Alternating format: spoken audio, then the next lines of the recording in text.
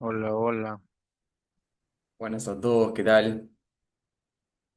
Buenas tardes. Saludos, saludos, buenas tardes, compañeros. Miro, ¿cómo Buenas andás? tardes, Buenas ¿Cómo tardes. andan? Buenas tardes para buenas tardes, todos. compañeros. Buenas tardes. Buenas, buenas. Buenas tardes, muy buena clase hoy. ¿Cómo anda Germán? Tope de gama la clase. Tranquilo.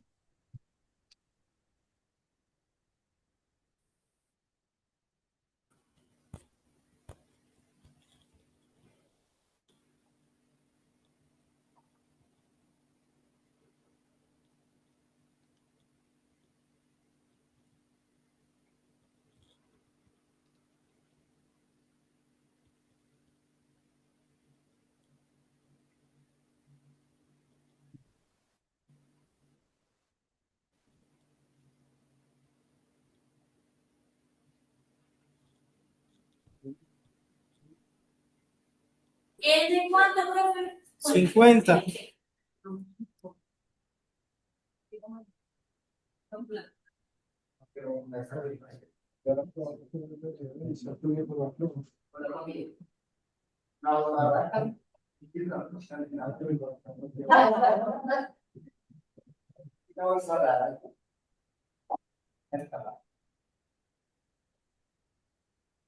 Mira, a ver.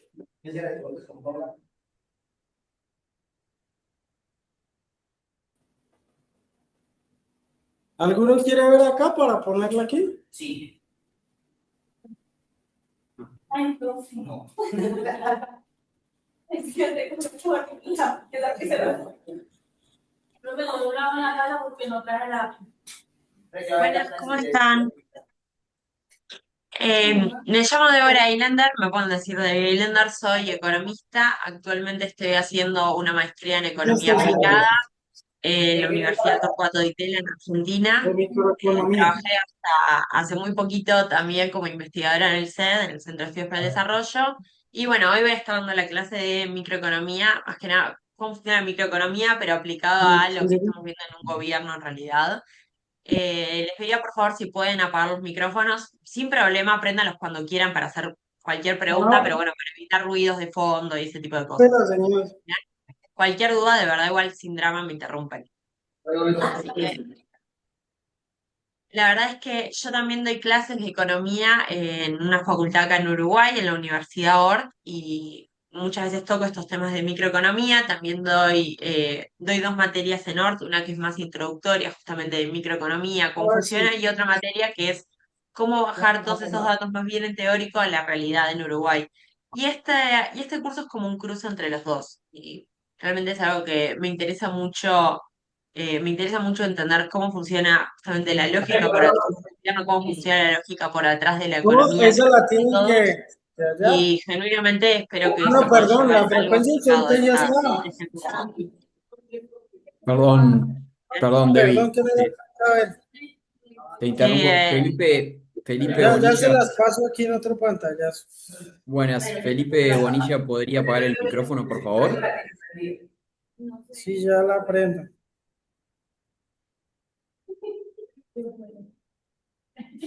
Listo, ahí Listo. les di ya la marca de clase de unos. Creo que no nos escuchaba Felipe. ¿Tú podrías apagar no, el micrófono, Felipe?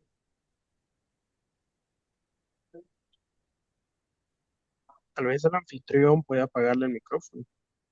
Sí, sería buena cosa, Debbie, si querés. soy yo el anfitrión, pensé que eras Sí. vos.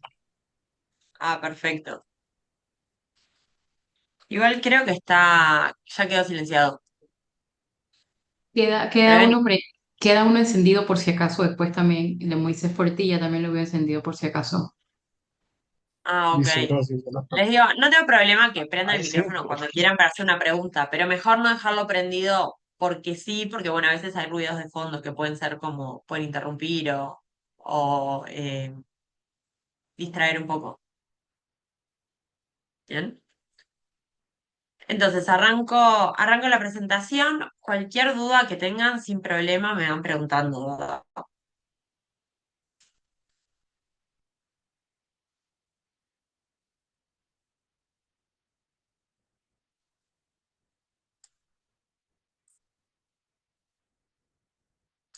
¿Todos pueden ver mi pantalla?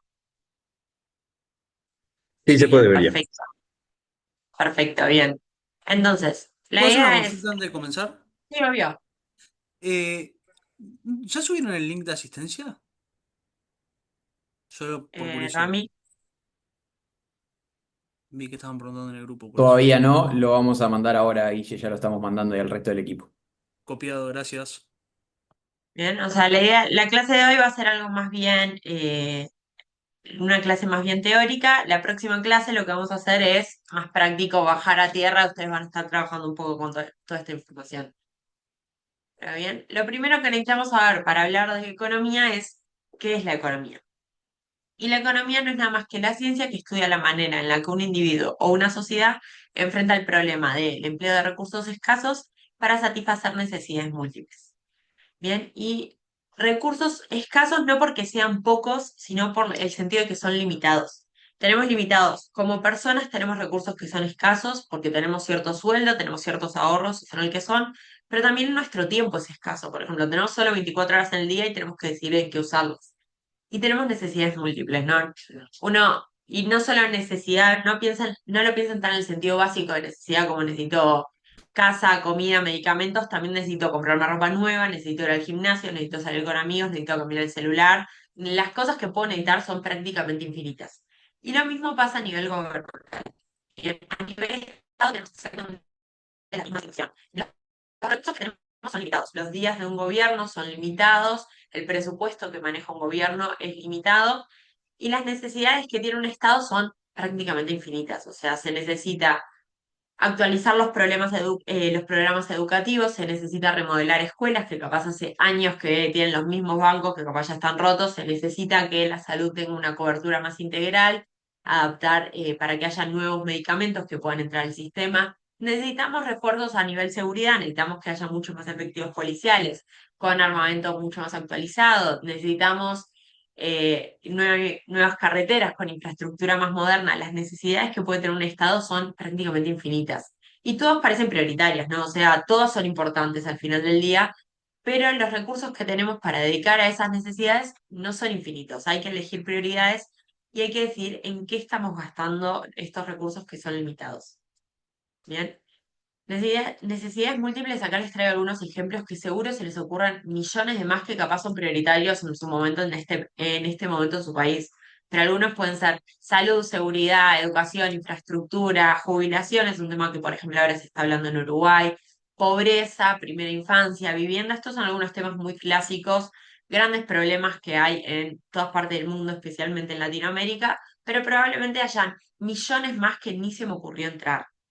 Bien, ahora, ¿cuáles son estos recursos que tenemos y por qué es que son escasos? Los recursos, antes de hablarles de plata, les quiero hablar de algo más conceptual. Recursos a nivel, por ejemplo, tiempo o capacidad política para hacer reformas. Igual ahora vamos a hablar de plata porque la mayor parte de este tema vamos a hablar de plata porque es economía, pero la idea es que no solamente los recursos sino que tenemos algunos de sus países tienen gobiernos de 4 años, otros tienen periodos de gobierno de 5 años, y acá les traigo la cantidad de días que tiene cada uno de esos gobiernos. En un caso tenemos 1400 días, en el otro tenemos 1800 días totales que hay en un gobierno. Si a eso le restamos los fines de semana, estamos hablando de 1000 o 1300 días que tiene un periodo de gobierno. Y esto es, ni siquiera le estoy sacando los feriados, ni siquiera le estoy sacando el verano, que es una época más complicada, que la gente se toma vacaciones, licencia, que no es muy fácil hacer nuevos cambios y reformas que se necesiten. Es un recurso que es súper importante el tiempo que tenemos y es más que limitado. Les puede parecer mucho 1000 días, les puede parecer poco 1000 días, pero al final del día es una cantidad limitada. Y evidentemente no se puede hacer todo lo que uno quiera en 1000 días. Uno tiene que decidir qué cosas son prioritarias, qué cosas no. Y lo mismo acá, al lado en este gráfico es algo más bien conceptual, pero el capital político que un gobierno tiene. Evidentemente, por lo general los gobiernos llegan con un nivel de aprobación más importante, tienen un capital político, una espalda por atrás más grande para hacer las reformas que quieran o que tengan que hacer. Pasan los años y bueno, si hay algún problema económico, si va cayendo la imagen del gobierno, si la gente se va pudriendo, si se vienen elecciones dentro de poco, por H o por B, el capital político o esa espalda para ir haciendo reformas va cayendo con el tiempo. Y ese también es un recurso que se necesita. Bien. Ahora, lo que sí, lo que tampoco es menor y que también es importante cuando hablamos de recursos es justamente la plata que tiene un gobierno. ¿Cuál es el presupuesto que va a manejar un gobierno? Y lo que es importante es que ningún gobierno puede gastar más de lo que tiene indeterminadamente sin consecuencias. ¿Sí? Lo que tenemos en cualquier gobierno es lo que se llama una restricción presupuestaria. Una restricción presupuestaria. Tenemos cierto presupuesto y es verdad que los gobiernos manejan tantos miles de millones de dólares que a veces uno le pierde la noción y parece que el dinero es infinito porque es mucho y es mucho más de lo que uno maneja como persona, pero también es limitado. También es un presupuesto limitado el que tiene cualquier gobierno. Algunos es más limitado que otros, pero cualquier gobierno tiene un presupuesto limitado. Y me pueden decir, el gobierno puede tener déficit, o sea, el gobierno puede gastar más de lo que tiene, sí. El gobierno tiene una diferencia que nosotros como personas podemos gastar un mes más que nuestro sueldo, sí, podemos, pero bueno, nos endeudamos, pedimos un préstamo, nos estamos quemando ahorros, y eventualmente esa plata hay que devolverla. Es verdad que los gobiernos manejan déficits fiscales durante mucho más tiempo de lo que una persona puede manejar. O sea, los gobiernos gastan más de lo que les entra. Pasa bastante. Pero ¿qué es lo que pasa? También tiene limitaciones. También hay un límite a qué tanto más de lo que nos ingresa nos podemos gastar. Por lo general, los gobiernos cuando gastan más de lo que tienen dos opciones de cómo se financian. O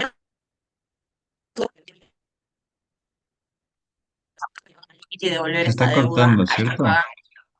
¿Se me cortó? Y sí se está cortando un poquito. Sí, un par de veces. Ay, perdón. Em, bueno, lo que está diciendo es básicamente que un gobierno tiene un presupuesto limitado. Por lo general, muchas veces pasa que los gobiernos tienen déficit fiscal, o sea, que significa que gastan más de lo que les ingresa. Pero ¿qué es lo que pasa cuando tenemos déficit? Entonces nos estamos o endeudando o lo pagamos con emisión monetaria. Los dos Ahora, tienen sus propias consecuencias. Si nos endeudamos, entonces al final del día la deuda crece, tenemos que pagar más intereses, y eso hay que pagarlo a la larga o a la corta, hay que pagarlo.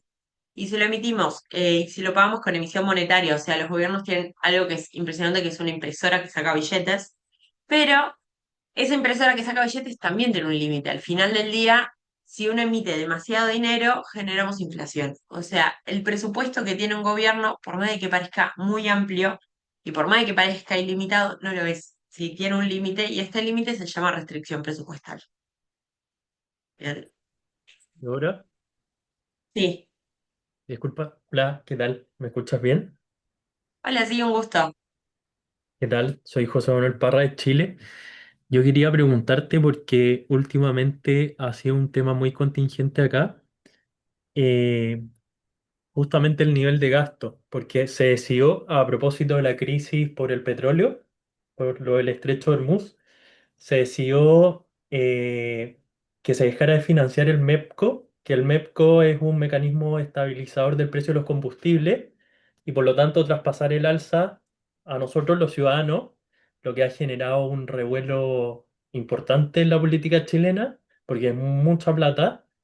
eh, pero lo que ha hecho el gobierno es que en el fondo el país ya está muy endeudado, pero el nivel de deuda de Chile es bastante pequeño en comparación con otros países y además estamos calificados como de los países menos riesgosos de la región, o sea, como los países más confiables para prestarle plata. Y con respecto a lo que hablabas tú sobre el endeudamiento, se suele tener como ejemplo el país rico Estados Unidos o a Japón, y son países que entiendo que Estados Unidos tiene una deuda que es más del 100% del PIB, si no me equivoco. Eso quería preguntarte. Bien.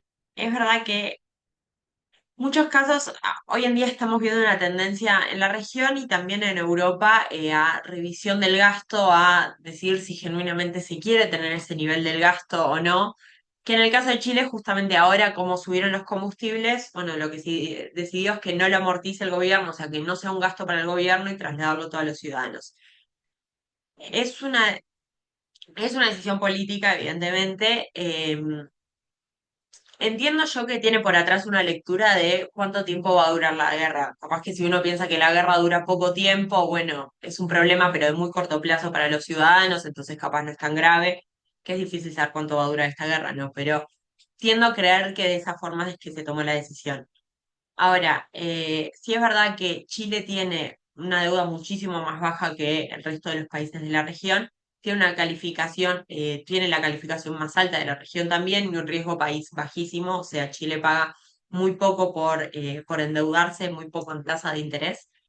Pero lo que tiene es que justamente para poder mantener ese bajo riesgo país y poder mantener esa alta calificación crediticia, Chile no tiene otra, o sea, si se endeuda más, eventualmente Chile podría tener consecuencias en su calificación. No digo que el día de mañana podrían pasar años eventualmente hasta que esto suceda, pero eventualmente un aumento de la deuda, un deterioro de la situación fiscal en Chile, pero en cualquier país.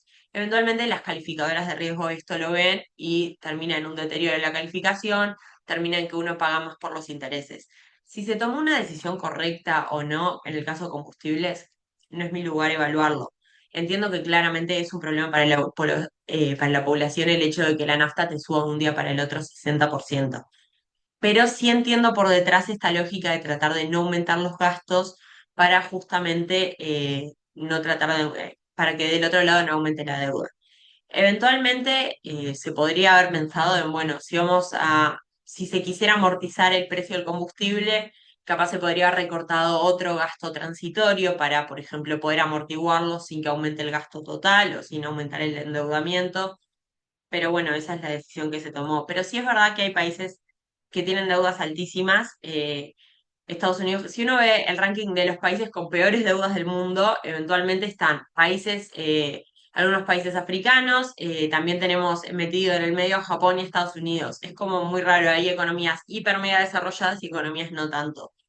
¿Qué es lo que pasa justamente? Dado que Estados Unidos y Japón han desarrollado una credibilidad tan importante por detrás durante estos años, que el mercado les permite endeudarse. Las tasas son bestiales, o sea, a una cantidad de deuda que es bestial, que uno no aceptaría en ningún otro país, pero justamente el mercado al final del día, estos países, por alguna razón, que termina siendo su historial, es que deciden crearle. Y por eso es que pueden tener una deuda que uno dice, si en Latinoamérica tuviéramos esa deuda, nadie nos prestaría nunca jamás y nos pondría en la peor calificación del mundo. Pero bueno, eventualmente tiene un historial crediticio muy distinto al nuestro. Va un poco por ahí. No sé si es la respuesta que buscabas, si te sirve. Bien.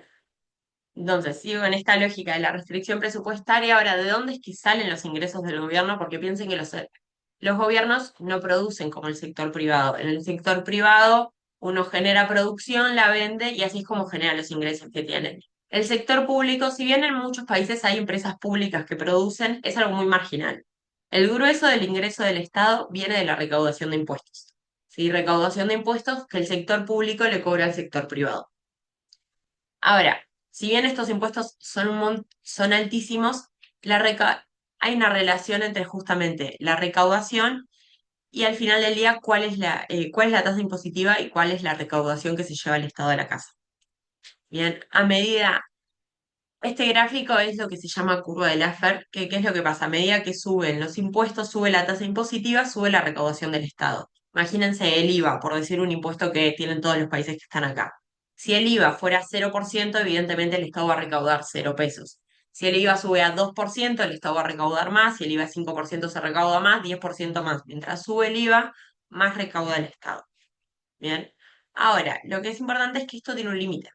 ¿Sí? La recaudación no es lineal y tiene un límite. Hay una recaudación máxima que puede tener el Estado. ¿Qué es lo que pasa? Al principio, mientras vamos subiendo los impuestos, si el IVA es 1% recaudamos más, si es 5% recaudamos más, si es 10% recaudamos más, si es 15% recaudamos más. ¿Qué es lo que pasa? Si el IVA pasa a ser demasiado alto, si pasa a ser pero tan alto, eventualmente el Estado no recauda más, sino que recauda menos, que es bastante paradójico. Pero esta es la lógica por detrás de que eventualmente el presupuesto no puede aumentar para siempre, porque justamente el ingreso del Estado y la recaudación del Estado tampoco aumenta para siempre. ¿Por qué es que pasa esto? Pero imagínense que se le pone el IVA a un producto muy puntual, no sé, por mostrarles algo con una lapicera. Bien, le ponemos IVA al sector lapiceras. Entonces, ¿qué es lo que pasa? Si el IVA en el sector lapiceras pasa a ser muy alto, vamos a tener dos consecuencias. Una, nadie va a querer comprar lapiceras y la gente ahora va a empezar a escribir con lápiz, porque si para comprar una lapicera ahora tengo que pagar tantos, pero tantos impuestos que la lapicera se vuelve carísima, entonces voy a preferir no comprar una lapicera y me compro otra cosa. Entonces, si todo el mundo deja de comprar lapiceras, nadie va a recaudar, el Estado no va a recaudar nada por la venta de lapiceras. Bien. Eventualmente la recaudación de lapiceras cae. ¿Alguno tiene el micrófono prendido que me hace eco? Creo que es alguien que se llama Verónica. Ah, ok. Bien, ahora, otro problema que podemos tener es, primero, que la gente deje de comprar lapiceras y por eso la recaudación del mercado de lapiceras cae. Y lo otro que nos podría pasar es que se genera un mercado negro de lapiceras. Eventualmente, si la gente quiere seguir comprando lapiceras, pero son pero tan caras porque pagan muchos impuestos, entonces se podría generar un mercado paralelo de lapiceras, un mercado negro de lapiceras en la cual, de nuevo, no pagan impuestos. Bien, pero por H o por B, cualquiera de los dos motivos, al final del día lo que nos llevan es que así, que si los impuestos son pero muy altos, el Estado no recauda más, sino que recauda menos. Bien, es bastante paradójico, pero es esta lógica de los impuestos no pueden aumentar para siempre, tienen un límite. O sea, si quieren pueden aumentar más los impuestos, pero al final del día el efecto es contrario, uno recauda cada vez menos. Bien, hay un límite en la recaudación del Estado. Ahora, alguien había levantado la mano, ¿puede ser? O yo vi mal capaz. Sí, sí, yo la levanté. Nilo de la Rosa de República Dominicana, ¿me oyen? Bien, mucho gusto.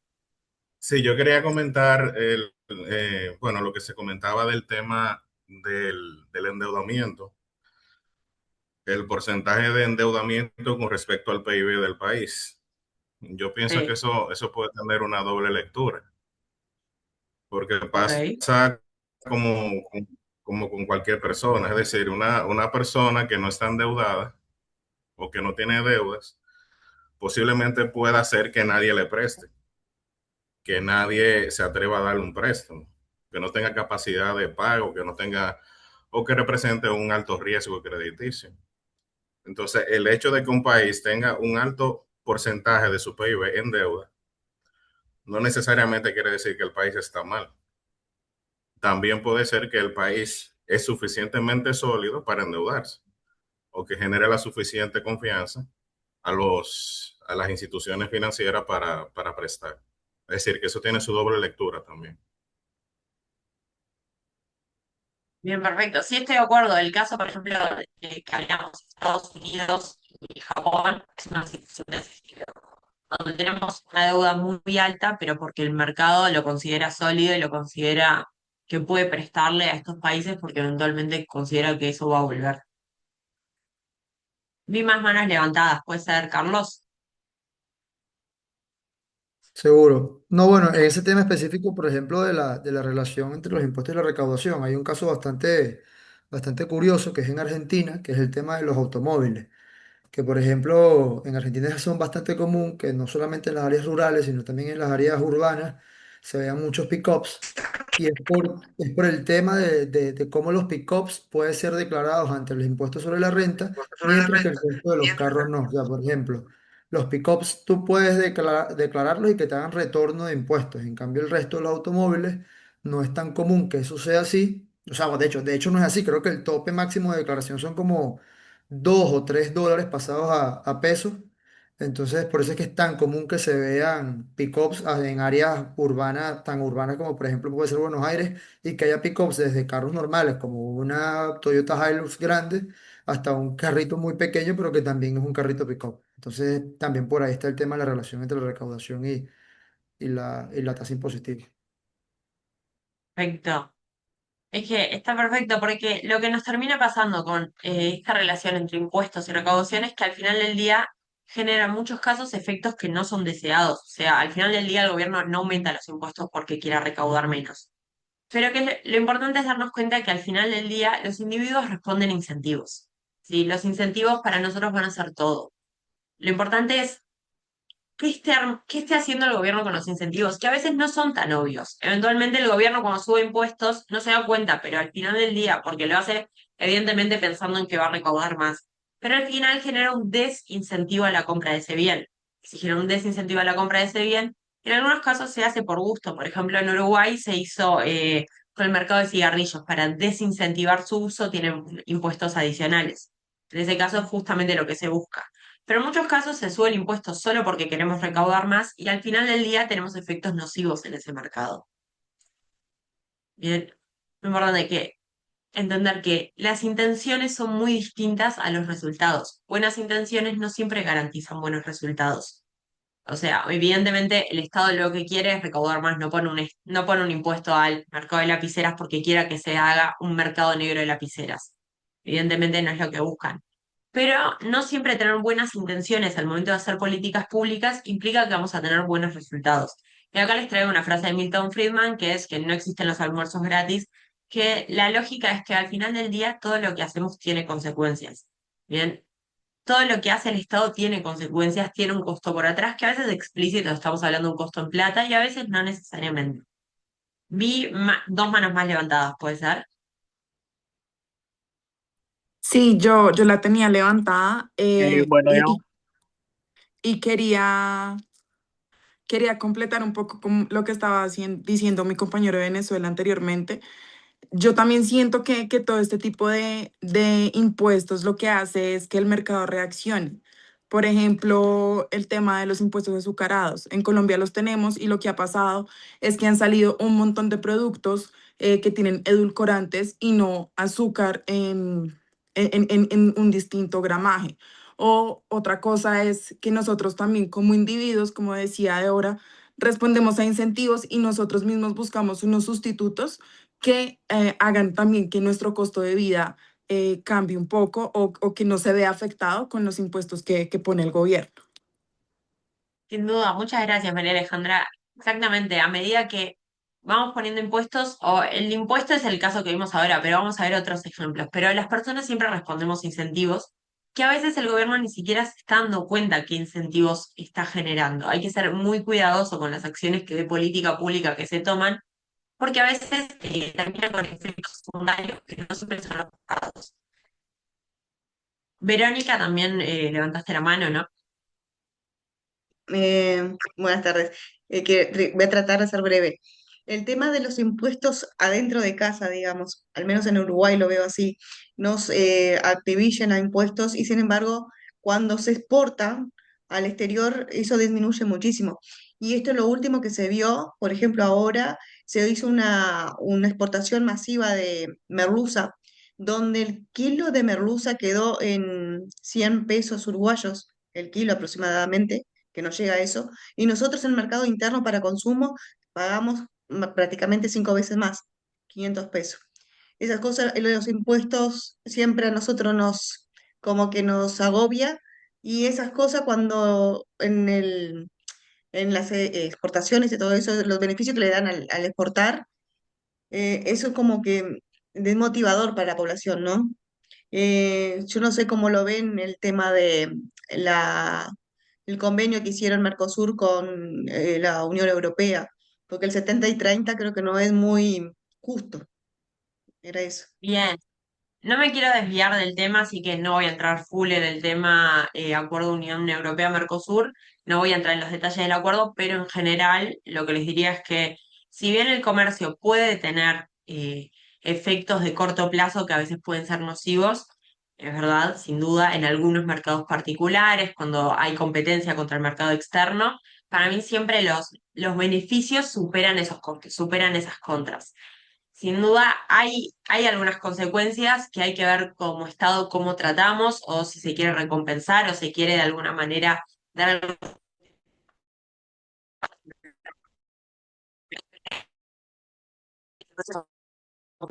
Creo que Se me cortó por completo. Ay, sí, se me trancó, vi que la cámara se trancó. Lo que decía es que los beneficios del comercio siempre superan a las contras y a la larga termina siendo, si bien puede ser perjudicial para algunos sectores particulares, termina teniendo beneficios para toda la población en general. Por eso diría que es mucho más favorable que contraproducente. Pero bueno, si les parece, si tienen alguna duda más puntual de lo que es impuestos, con gusto, si no, sigo así vamos avanzando, ¿bien? ¿Les parece? De los que tienen manos levantadas, ¿alguno tiene una duda de impuestos? Yo, ¿qué tal? Bien. Buenas tardes. Una consulta, Débora. Por ejemplo, acá en Perú, más o menos en los años 90, una congresista hizo una ley para bajar el tema de los impuestos a los productos de primera necesidad. Estamos hablando, bueno, leche, huevos, aceite, entre otros. ¿Hay alguna regulación para eso? Es decir, porque tú mencionas, ¿no? Justo como la frase, ¿no? Uno puede tener una buena intención, pues, ¿no? Pero eso nunca garantiza un buen resultado, ¿no? Hay algunos ejemplos prácticos que nos puedas dar como que en esos casos sí es algo bueno y en otros casos no. Esa era mi consulta. Gracias. Bien, sin duda pasa en muchos países del mundo que para lo que son, lo que se considera bienes de consumo básico, huevos, aceite, harina, pan, arroz, ese tipo de bienes, muchos países suele pasar que están exentos de impuestos o pagan un impuesto que es un poco más bajo al resto de los bienes y por lo general eso tiene buenos resultados. De la misma forma que poner impuestos o subir impuestos desincentiva el consumo, bajar los impuestos a estos bienes que consideramos de primera necesidad termina siendo positivo o termina permitiendo que haya más acceso de la población a este tipo de bienes. Esta es una política que, a mi entender, muy positiva. No conozco puntualmente el caso de Perú, pero en la mayor parte del mundo ha resultado bien. ¿Qué políticas han resultado, no han resultado tan bien de esta misma categoría? Por ejemplo, si uno quiere aumentar el acceso a bienes de primera categoría, en algunos casos pasa que se ponen precios fijos. Se fija, bueno, la harina tiene que salir $1, por decir algo, la leche, el aceite, bienes que queremos que sean de consumo, fijamos un precio muy bajo.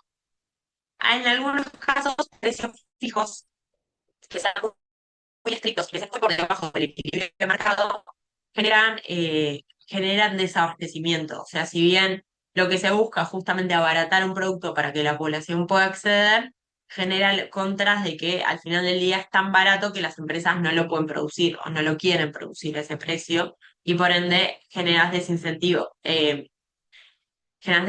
a su producción. Si bien se tiene todas las buenas intenciones del mundo, vamos a hacer que la leche sea barata y que todos la puedan comprar, eventualmente eso sí podría tener un mal resultado. Por lo general, exonerar de impuestos a ese tipo de productos suele tener buenos resultados. Bien. Entonces sigo y les vengo con otro ejemplo de esta lógica de buenas intenciones que no necesariamente llegan a buenos resultados. Bien, ejemplo de ley de alquileres.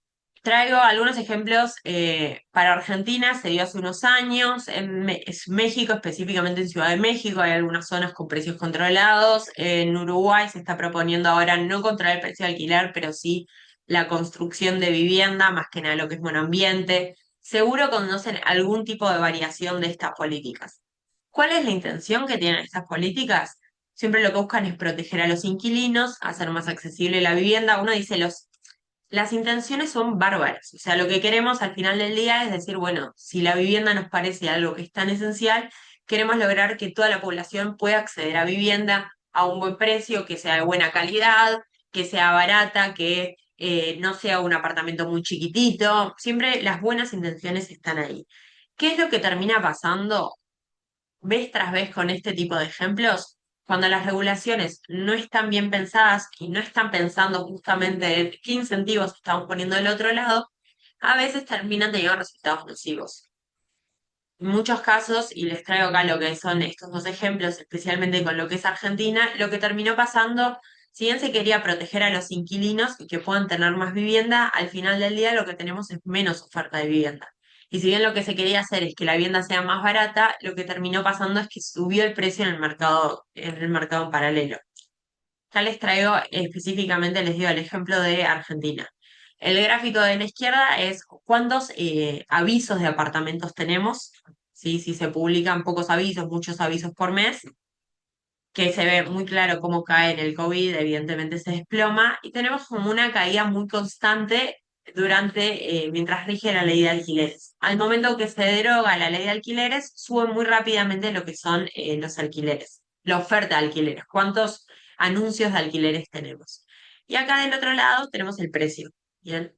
Ya tiene el precio como justamente fue subiendo el precio de los alquileres y eventualmente cuando termina esta ley se desploma. Las intenciones estaban ahí. Evidentemente, ningún gobierno regula el mercado de alquileres porque quiere que la gente no acceda a la vivienda. Nunca pasa eso. Siempre todo el mundo tiene las mejores intenciones del mundo. O por lo menos yo elijo creer que todos los políticos tienen las mejores intenciones del mundo. Capaz soy muy inocente.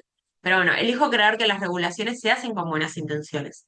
Pero a veces no tienen buenos resultados. Y es tan simple como eso. No hay que ponerle ideologías, no es de izquierda, no es de derecha, no es de arriba, no es de abajo. Hay cosas que funcionan en economía, en el mercado, y hay cosas que no.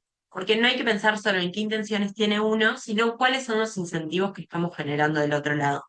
Acá es clarísimo. Al final del día se restringió lo que es la oferta de alquileres y terminamos con menos alquileres y más caros. ¿Bien? ¿Por qué? Porque la gente responde a incentivos.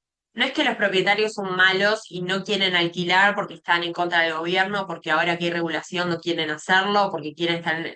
Simplemente si deja de ser rentable, entonces los propietarios capaz prefieren vender, prefieren usarlo como Airbnb, o sea, como alquiler temporal, no como un alquiler permanente, o capaz incluso pasa de apartamentos que están vacíos. Es un problema enorme, pero pasa en ciudades del mundo donde tenemos un montón de vivienda vacía y un montón de gente con problemas para encontrar vivienda. No es maldad, es comportamiento racional. Sí, terminamos teniendo este tipo de problemas. ¿Y cuál es la moraleja que les diría que se lleven? Que se puede cambiar la ley, no se puede cambiar la economía con una ley. ¿Sí? La economía, si bien no necesariamente obedece a leyes, responde a lo que son los incentivos de las personas.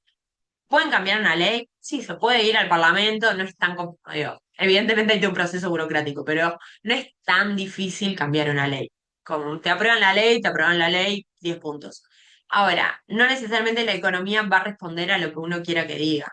Por ejemplo, ha pasado ahora en gobiernos que prohíben lo que es sueldos muy bajos, por ejemplo, para tratar de mantener buenos niveles de ingreso. Ahora vamos a ver qué pasa cuando se prohíbe el aumento de precios para tratar de prohibir por ley la inflación. Bueno, no funciona, o sea, no se puede hacer una ley que diga la inflación está prohibida. O sea, la ley se puede escribir, pero eventualmente no funciona. Bien, y les traigo acá un concepto de Hayek, que es un economista que ganó el Nobel en 1974, que él trae la idea de orden espontáneo, que dice que los precios transmiten información. Entonces, si al final del día tratamos de modificar los precios mediante leyes, al final estamos perdiendo esta información. Estamos perdiendo información que es muy relevante para los vendedores, para los compradores y genera muchas distorsiones en el mercado.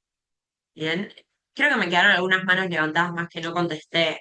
Díganme, no sé qué dudas quedaron, o capaz son manos que quedaron porque no bajaron Hola, el emoji.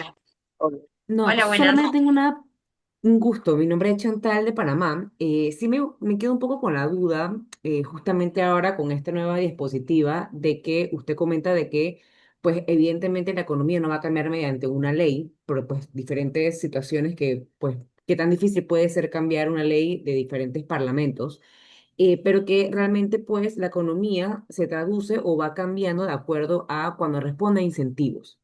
Y me gustaría como más o menos, la verdad es que no soy muy experta en temas de microeconomía, por eso es que estoy aquí para poder aprender.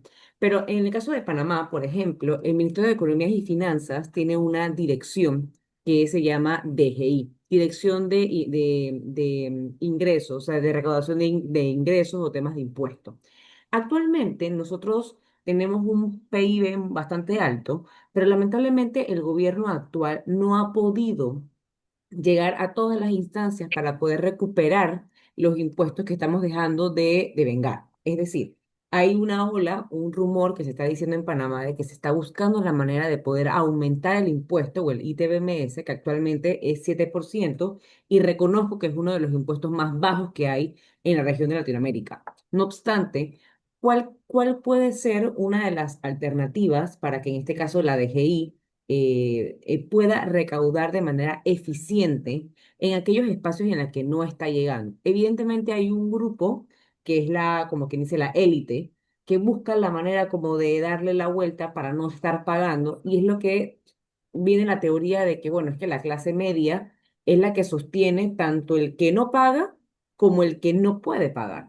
Entonces sí me gustaría como cómo puede ser esta dinámica para la recaudación, toda vez que pues muchos panameños, incluyéndome, no estamos como que muy a gusto del tema de los incentivos, pues en Panamá se ha abusado de estos incentivos fiscales que pues a la hora y en la actualidad nos está perjudicando más al momento de poder tener ingresos apropiadamente para no tener que o buscar una solución mediante el impuesto, mediante la alza del impuesto. Muchas gracias. Bien, para hacer una pregunta, que me pareció muy bien el planteo del tema, pero el impuesto que nombraste específicamente, ¿es un impuesto a la renta? ¿Viste? No, es un IRS, impuesto IRTS, general. algo así. Es un ITBMS, que es el Ahí va. impuesto general del país. Cada vez que uno compra algo, llámese un Ah, es como, termo, Es el IVA, es el IVA de es su ustedes. es IVA. el Disculpen, IVA, Ok, exacto, es sí, el es el IVA. IVA. Perdón, gracias, sí, Disculpa la sí. intromisión. No, no, tranquila, gracias por ayudarme. perfecto. O sea, hay diferentes rubros de impuestos. Por lo menos uno comentó el tema de los vehículos, el impuesto de casas, cuando son casas reposeídas, pero generalmente el impuesto o sea, del IVA es el 7%. Entonces sí me causa como le comentaba, ¿no? Esta curiosidad con...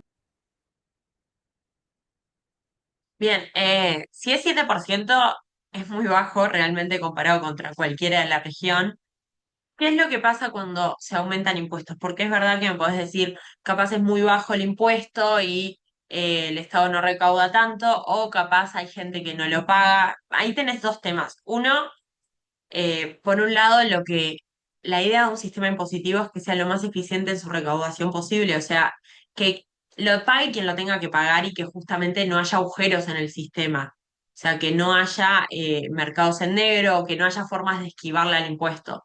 Eventualmente siempre pasa, pero si se está poniendo un impuesto a cierta población, la idea es que eventualmente esa población lo pague, lógicamente. Que a veces pasa que no, digo, es muy común que haya evasión de impuestos.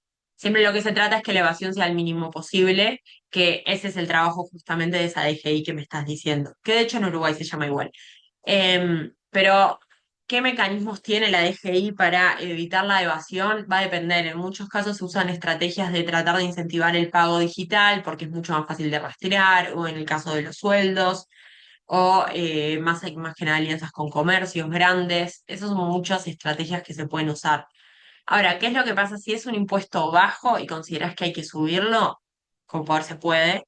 ¿Qué es lo que pasa? Siempre volvés a la situación atrás, que podría pasar que si subís, Panamá lo que tiene es que justamente es un país con bajos impuestos y esto es un incentivo para que mucha gente se localice ahí. Entonces, al subir impuestos, uno podría recaudar más porque justamente estás aumentando la tasa que cobras, pero podría caer tu base imponible. O sea, lo que podría pasar es, si vos subís mucho los impuestos, entonces que la gente quiere evadir o que mucha gente que decidió mudarse a Panamá, no panameños locales, pero gente que vive, que reside en este momento en Panamá porque le parece que los impuestos son más bajos que en otros países y que les es conveniente, que eventualmente dé marcha atrás en esa decisión. A veces pasa, no tanto en lo que es impuestos al consumo, porque son muy generalizados, pero a veces pasa cuando se habla más que nada de impuestos a la renta, impuestos a los ricos, que son temas que están muy en debate. A veces es muy común decir que, bueno, al final del día está todo bien, le puedes cobrar más, pero el tipo se va a ir y eventualmente te genera el efecto Claro. contrario. Sí, por lo menos yo la verdad es que muy particularmente yo no estoy a favor del aumento del impuesto, porque realmente creo que no me acuerdo quién lo pudo haber comentado, creo que un compañero de Chile, que yo no tengo responsabilidad o yo no tengo la culpa del mal manejo que se puedan dar los gobiernos para que la plata no alcance. O sea, aquí en Panamá, y mis compañeros no me van a dejar mentir, aquí en Panamá tenemos un eslogan que es, o sea, aquí la plata alcanza si no se la roban. Entonces yo no tengo realmente como ciudadana culpa del mal manejo que exista o que tenga realmente en los administradores. Ahí estoy viendo algunos compañeros que dicen, bueno, 15%, 22% del IVA, pero lo cierto es que al final, por ejemplo, en Panamá, o sea, podemos llegar, si acaso, el país completo a 5 millones de personas. Entonces, ¿cómo es que tenemos unas entradas buenas dentro del país, que lo hablábamos en las clases anteriores, y no se representa? O sea, aquí en Panamá hay estratos sociales muy marcados y la brecha de desigualdad es enorme. Entonces, gracias por la explicación. Creo que sin duda habría que buscar como más mecanismos de estrategias, como bien usted acaba de comenzar de alianzas en comercio y quienes evaden, pero yo sí creo y creo que usted acaba de decir algo muy importante, el tema de la trazabilidad. Creo que eso va a poder como amarrar todo en una sola ecuación. Gracias. No, de nada. Y también algo que sí, lo vi en la clase pasada, pero que en muchos casos ayuda más que nada a lo que es desigualdad, como decís, es justamente el crecimiento económico. Porque ¿qué es lo que pasa? No necesariamente a la desigualdad, perdón, pero en muchos casos, cuando crece la economía, capaz uno mantiene la desigualdad o a veces incluso crece. Pero más que la desigualdad, que igual lo van a ver en algunos, creo que es la próxima clase o la siguiente, van a ver con Antonio Mansi específicamente el tema pobreza. Pero lo que pasa cuando una economía crece es que suele crecer bastante generalizado, genera más recursos que eventualmente se pueden distribuir a poblaciones de menores ingresos. No solo vía transferencias, digo, se puede gastar más en educación pública que accede a población, por ejemplo. Eventualmente, no necesariamente mejora la desigualdad, pero sí eventualmente mejora la pobreza, que a mi entender es un poco más preferencial. Pero bueno, sigo entonces con la lógica, sigo con les traigo otro ejemplo con esta idea de es importante los incentivos y que es importante que al final del día no podemos decretar la economía no se decreta en base a leyes. Ejemplo clásico que ha pasado en muchas partes del mundo, pasó en Venezuela, pasó en Argentina, pasó en Uruguay, pasó, digo, no escribí en todos los países, pero eventualmente pasó en muchísimos países de América Latina, precios congelados. Bien, eventualmente prácticamente todos los países que están acá me pueden decir, pero tuvieron inflaciones altísimas durante la segunda mitad del siglo XX. Bien, un común denominador de América Latina, hiperinflaciones, inflaciones de 3 dígitos durante de los años 50 en adelante. Es algo bastante común que nos pasó a todos. Y alguna estrategia que todos los gobiernos en algún momento cayeron es decir, bueno, vamos a prohibir que los precios suban. Es brillante, es tipo, si prohibimos que los precios suban, entonces los precios dejan de subir, dejamos de tener inflación y solucionamos el problema. Somos unos genios.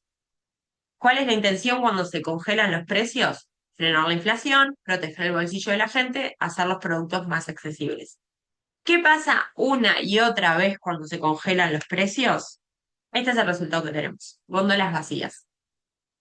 ¿Por qué? Porque justamente la intención y las buenas intenciones del gobierno no equivalen a los buenos resultados. ¿Qué es lo que pasa cuando se congelan precios? Voy a entrar en este ejemplo.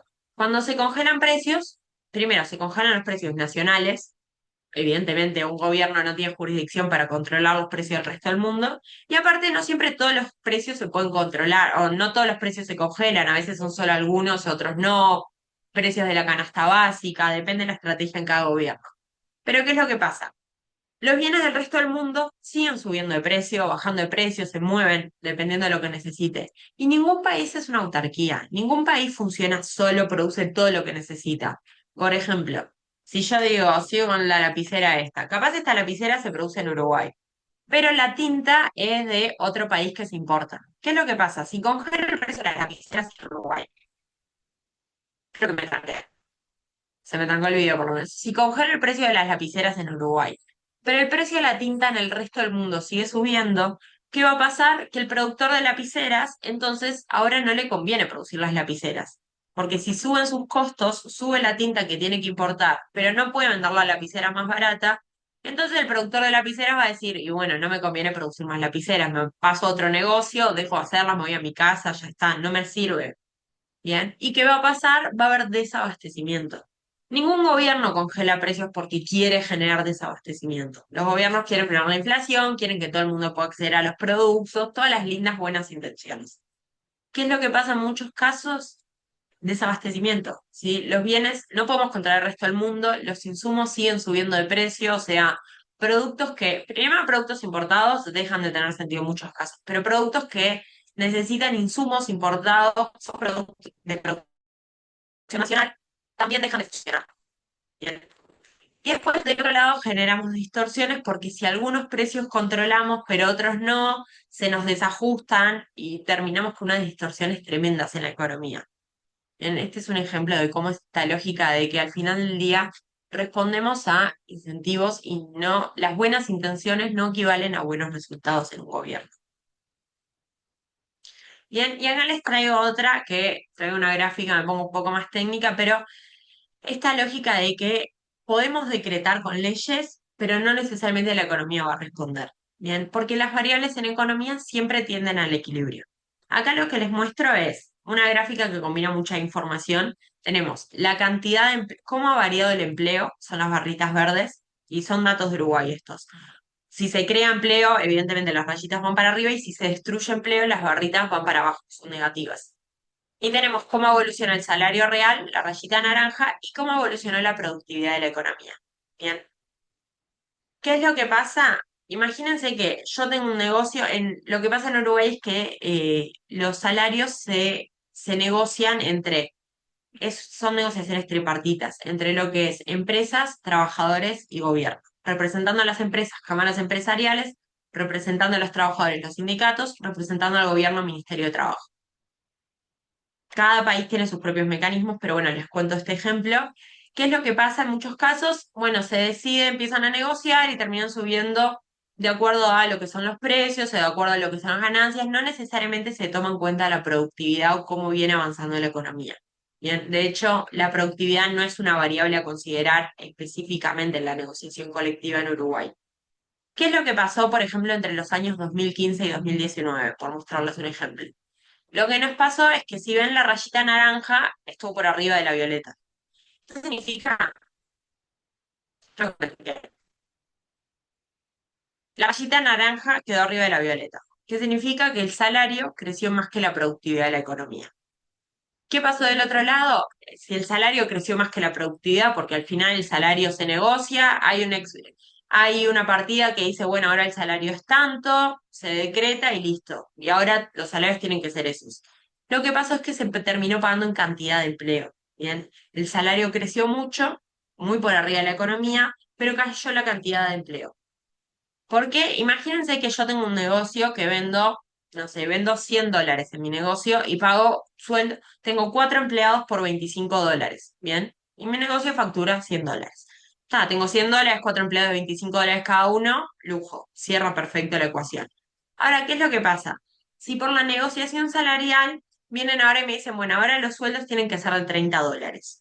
Bien, perfecto. Ahora los sueldos son de $30. Mi empresa sigue ganando $100. Mi empresa es la misma empresa, vendo $100, no creció. Si yo tengo que pagar sueldos por $30 y solo facturo 100, no voy a poder tener 4 empleados. Ahora voy a poder tener 3 empleados y capaz a uno lo dejo part-time o lo echo o veo cómo hago.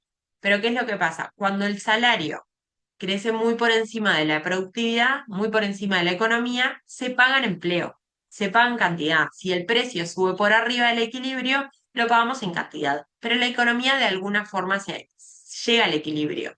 No podemos decretar todo. ¿Podemos decretar el sueldo? Sí, decretar el salario, hacer lo que quieras, pon el salario que tengas ganas de poner. Pero mira que si el salario es ridículamente alto, eventualmente vas a tener gente que está desempleada. ¿Alguien sube el salario con mala intención? No, evidentemente. Uno dice, soy el mejor gobierno del mundo, le subí el salario a la población, la gente puede acceder a más bienes. Esto es súper positivo para todo el mundo, evidentemente. Pero, ¿qué es lo que pasa? Nos estamos olvidando de cómo funcionan los mecanismos por detrás. El salario sube mucho, sube por encima de la productividad, entonces se pagan empleo. La gente termina en la calle. Es así de simple. ¿De ¿Cuál es hora? la única forma de subir, perdón, y con esto les respondo a las preguntas que quieran, ¿cuál es la única forma de subir el salario y el empleo? Porque no sé si ven, hay partes del gráfico que sí pasa. Es que esté creciendo la economía. Sí, si la economía crece, si mi tienda que antes facturaba $100, ahora vendo $150, entonces voy a poder contratar a más empleados y pagarles más sueldo.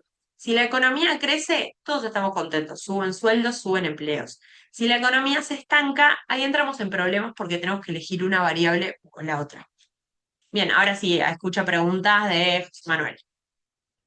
Sí. Eh, yo soy abogado y fui ayudante de Derecho de la Seguridad Social y Derecho del Trabajo.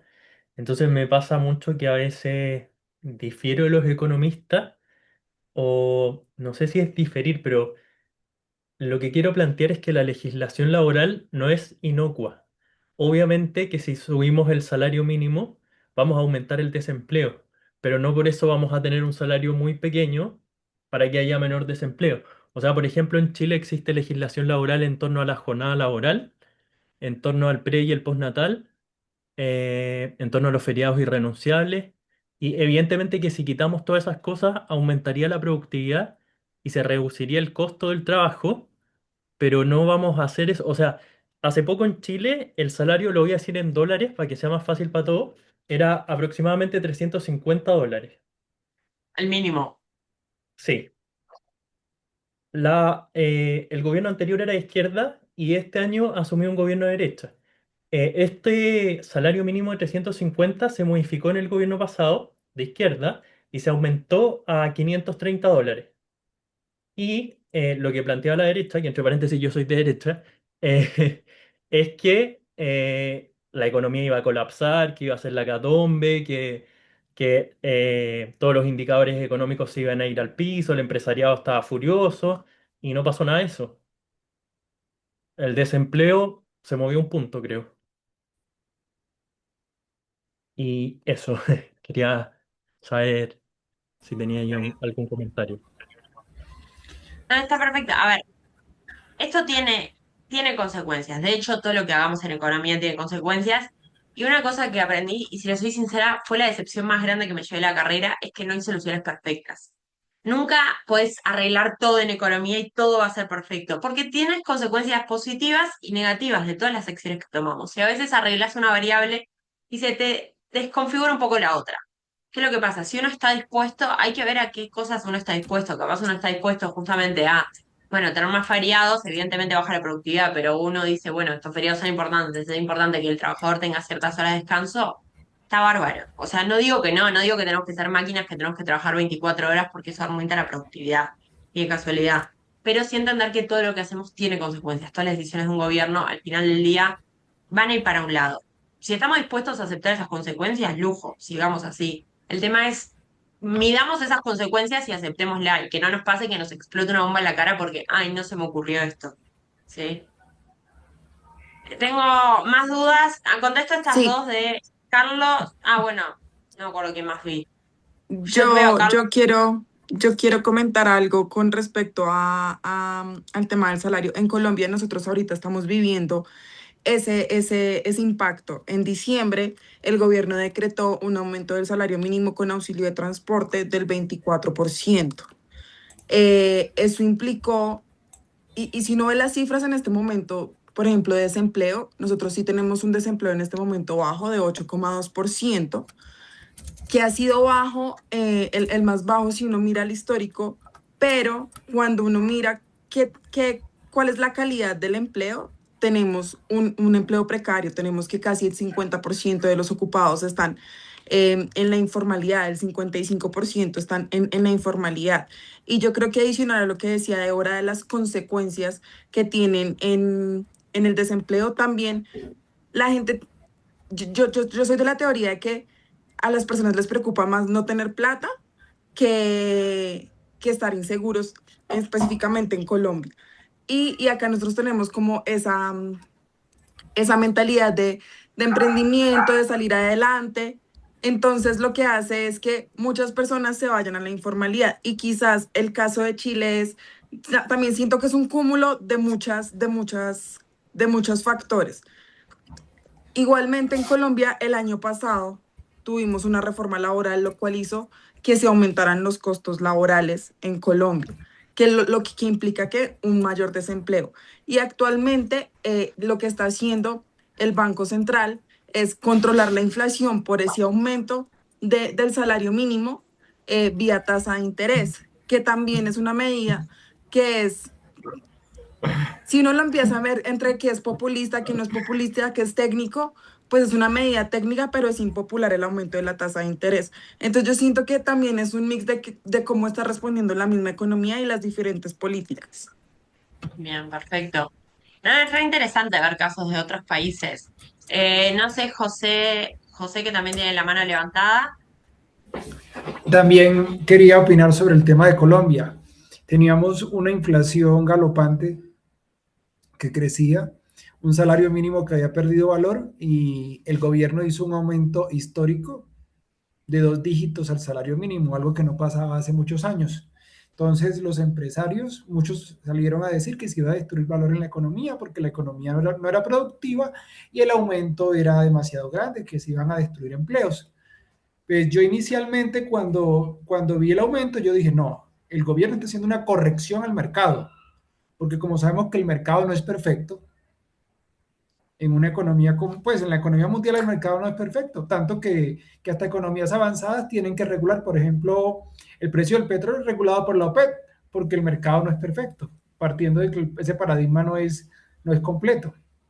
Se hizo esa corrección, hoy tenemos datos del empleo cayendo, sin olvidar que hay una economía sumergida que es histórico. Siempre ha estado ese problema de la economía sumergida en Colombia y en otros países de Latinoamérica, que podría ser tranquilamente el 50% de la economía.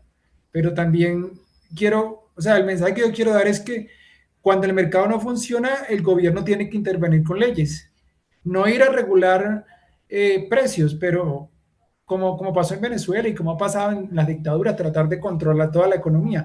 Pero cuando ya esta no responde, sí hay que entrar a intervenirla. Y yo creería que eso fue la visión del gobierno. Perfecto el mensaje porque, bueno, la lógica no es toda intervención está mal y nunca jamás en la vida el mercado, el gobierno tiene que intervenir en la economía porque, digo, tenemos Ministerio de Economía, algo hacen. Mi lógica y es exactamente el siguiente tema, como sí tiene sentido intervenir en la economía. ¿Bien? O sea, me agarraste en el tema perfecto, José. ¿Cuándo tiene sentido intervenir en la economía? Primero, si hay una falla de mercado, si hay un problema, solucionar. No hay algo que el mercado no está logrando hacer y por ende vale la pena que el Estado trate de mejorar esa solución de mercado. Segundo, les diría que siempre que evalúan una política, creo que vale la pena hacerse esas tres preguntas. Uno, ¿hay falla de mercado o no? Dos, ¿el beneficio supera el costo? O sea, es lo que hablábamos, todo va a tener consecuencias. Bueno, esas consecuencias nocivas que va a generar, también consecuencias positivas, pero vamos a tener positivas, negativas, pero todas esas consecuencias que vamos a generar, esos beneficios que nos va a generar esta política, ¿son mayores al costo? Bueno, evaluémoslo, dependerá el caso. Y tercero, si tenemos la herramienta adecuada para hacerlo, porque acá les traigo algunos ejemplos de herramientas, impuestos, subsidios que tocan directamente a los precios, pero pueden ser regulaciones, provisión directa, que el Estado dé directamente algo, por ejemplo, la educación la provee directamente el Estado en muchos países, salud también, eso también es una intervención del gobierno. Y hay bueno, vale la pena, no, o sea, tenemos una falla de mercado, existe una herramienta que sea ideal, que esté al alcance de nuestras manos. Creo que esto es lo que siempre diría que vale la pena plantearnos cuando estamos hablando de una intervención. Ahora, lo que sí creo es que la economía de mercado sí es la mejor forma de regular una economía, ¿sí? Cuando tenemos competencia a precios libres, los mercados suelen asignar los recursos de forma eficiente. Y digo suelen porque pasa en general. Hay veces que el mercado falla, y ahora vamos a hablar de las fallas de mercado, pero por lo general el mercado logra asignar los recursos eficientemente. Y este es un concepto que maneja Adam Smith hace más de 250 años que trae este concepto, de mano invisible. ¿Cuál es la lógica? Que la economía se mueve justamente por detrás como una mano invisible que encuentra a todos los oferentes, los demandantes, y hace que todos vayamos al equilibrio. ¿Qué dice Adam Smith? Dice que nadie entra al mercado porque, no sé, quiere ayudar a los demás porque sea buena gente. Cada uno entra por sus propias razones.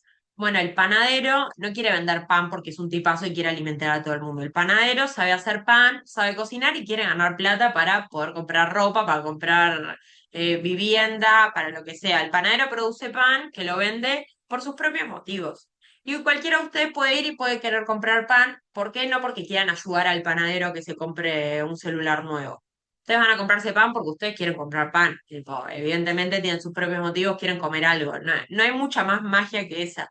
Ahora, cada uno tiene sus propios motivos, pero cada uno está dispuesto a vender y comprar cantidades distintas, precios distintos, pero se van a poder encontrar en el mercado, ¿sí? Va a haber una mano invisible por detrás que los junte a todos. Y en donde se junten, ustedes y el panadero van a empezar a hacer como un baile, una negociación, que a veces es muy implícita. Pero bueno, ven el precio, ven si están dispuestos a pagar o no ese precio, qué cantidades están dispuestas a comprar. Y eventualmente, asumiendo que todos hacen las transacciones libremente, ninguno de ustedes compra nada con una pistola en la cabeza, asumiendo que ustedes van a la panadería del barrio porque tienen ganas de comprar pan y listo. Entonces, todos se van a ir contentos de esa transacción. El panadero porque consiguió la plata que quería y ustedes porque consiguieron el alimento que querían. Bien, el mercado suele ser la mejor forma de asignar recursos, porque En muchos casos se habla de, bueno, ¿qué hacemos si el gobierno entonces asigna cuánto pan tiene que comer cada uno y cuánto tiene que salir el pan? ¿Y qué es lo que pasa? ¿Cuál es el problema de eso? Que se ha tratado de hacer en muchos países del mundo, una economía muy centralizada, muy dirigida. Que el gobierno no sabe cuánto pan quiere cualquiera de ustedes. Cada uno de ustedes tiene ganas distintas de comer pan y compre distintas cantidades de pan. Y cada uno de ustedes le gusta un tipo de pan distinto y un lo que sea. ¿Qué es lo que pasa?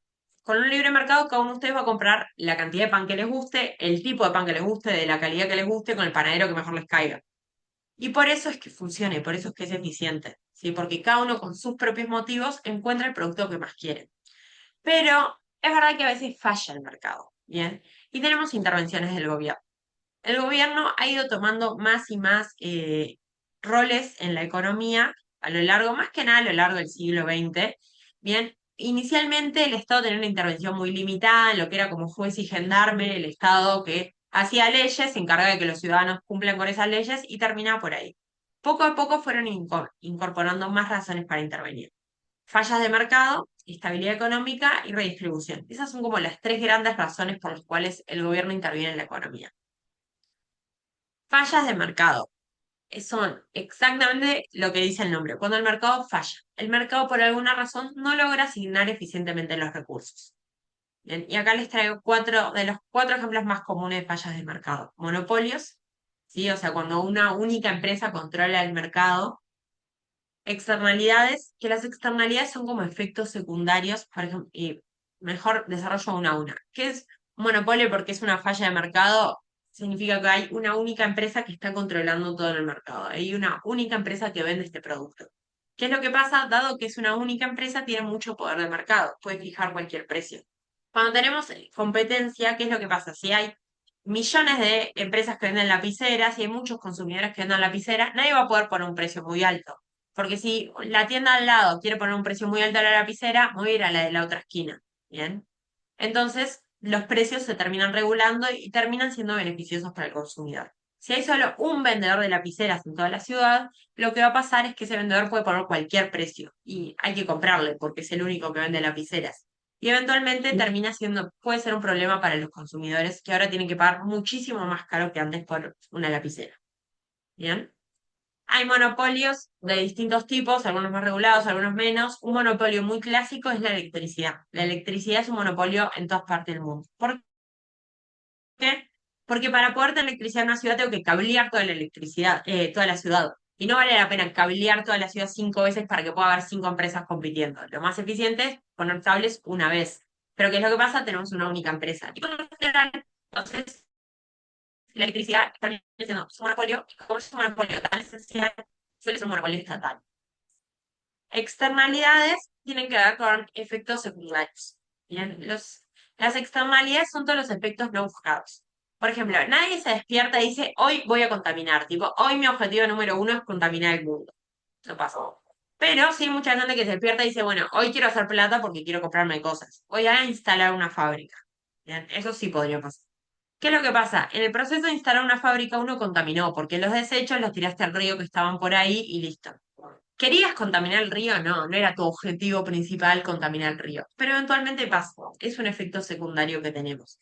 Que eventualmente puede ser nocivo para las personas de alrededor, ¿no? Las personas que usan ese río para tomar agua, ahora la verdad es que van a tener un problema. Es un efecto secundario que el mercado no logra regular del todo bien. También en muchos casos tenemos intervención estatal, por ejemplo, para regular cómo se tienen que tirar los desechos, qué cantidad de desecho pueden tener las empresas, o qué materiales es conveniente usar o no, si son biodegradables. Es muy común tener intervenciones por el lado de la parte medioambiental. Lo otro, por ejemplo, es información asimétrica. Información asimétrica, por ejemplo, cuando ustedes van a comprar algún alimento, evidentemente no saben qué hizo la empresa por atrás para producir un paquete de galletitas. No tienen ni idea qué ingredientes tiene, qué se hizo, si son de buena calidad o no. Entonces, para allanar el terreno, el Estado interviene y es obligatorio que las etiquetas de comida pongan los ingredientes en orden de mayor a menor. Es en una regulación que existe en casi todas partes del mundo. Porque justamente ayuda a allanar el terreno de la información. La empresa sabe exactamente qué le está poniendo a las galletitas, nosotros consumidores no sabemos. Y esto nos ayuda. Y el último, bienes públicos. Que los bienes públicos también generan una falla de mercado y genera un problema que se llama free rider. Imagínense el alumbrado público, bien, las luces que están en la calle. ¿Qué es lo que pasa con las luces? El alumbrado público tiene una característica muy particular que es, primero, es un bien, es lo que se llama un bien que no es excluible. Si ustedes pasan caminando por la calle, no van a pagar, el gobierno no paga la luz porque ustedes no pagan los impuestos. Eso no existe. O sea, nadie los va a echar de estar viendo la luz de la calle.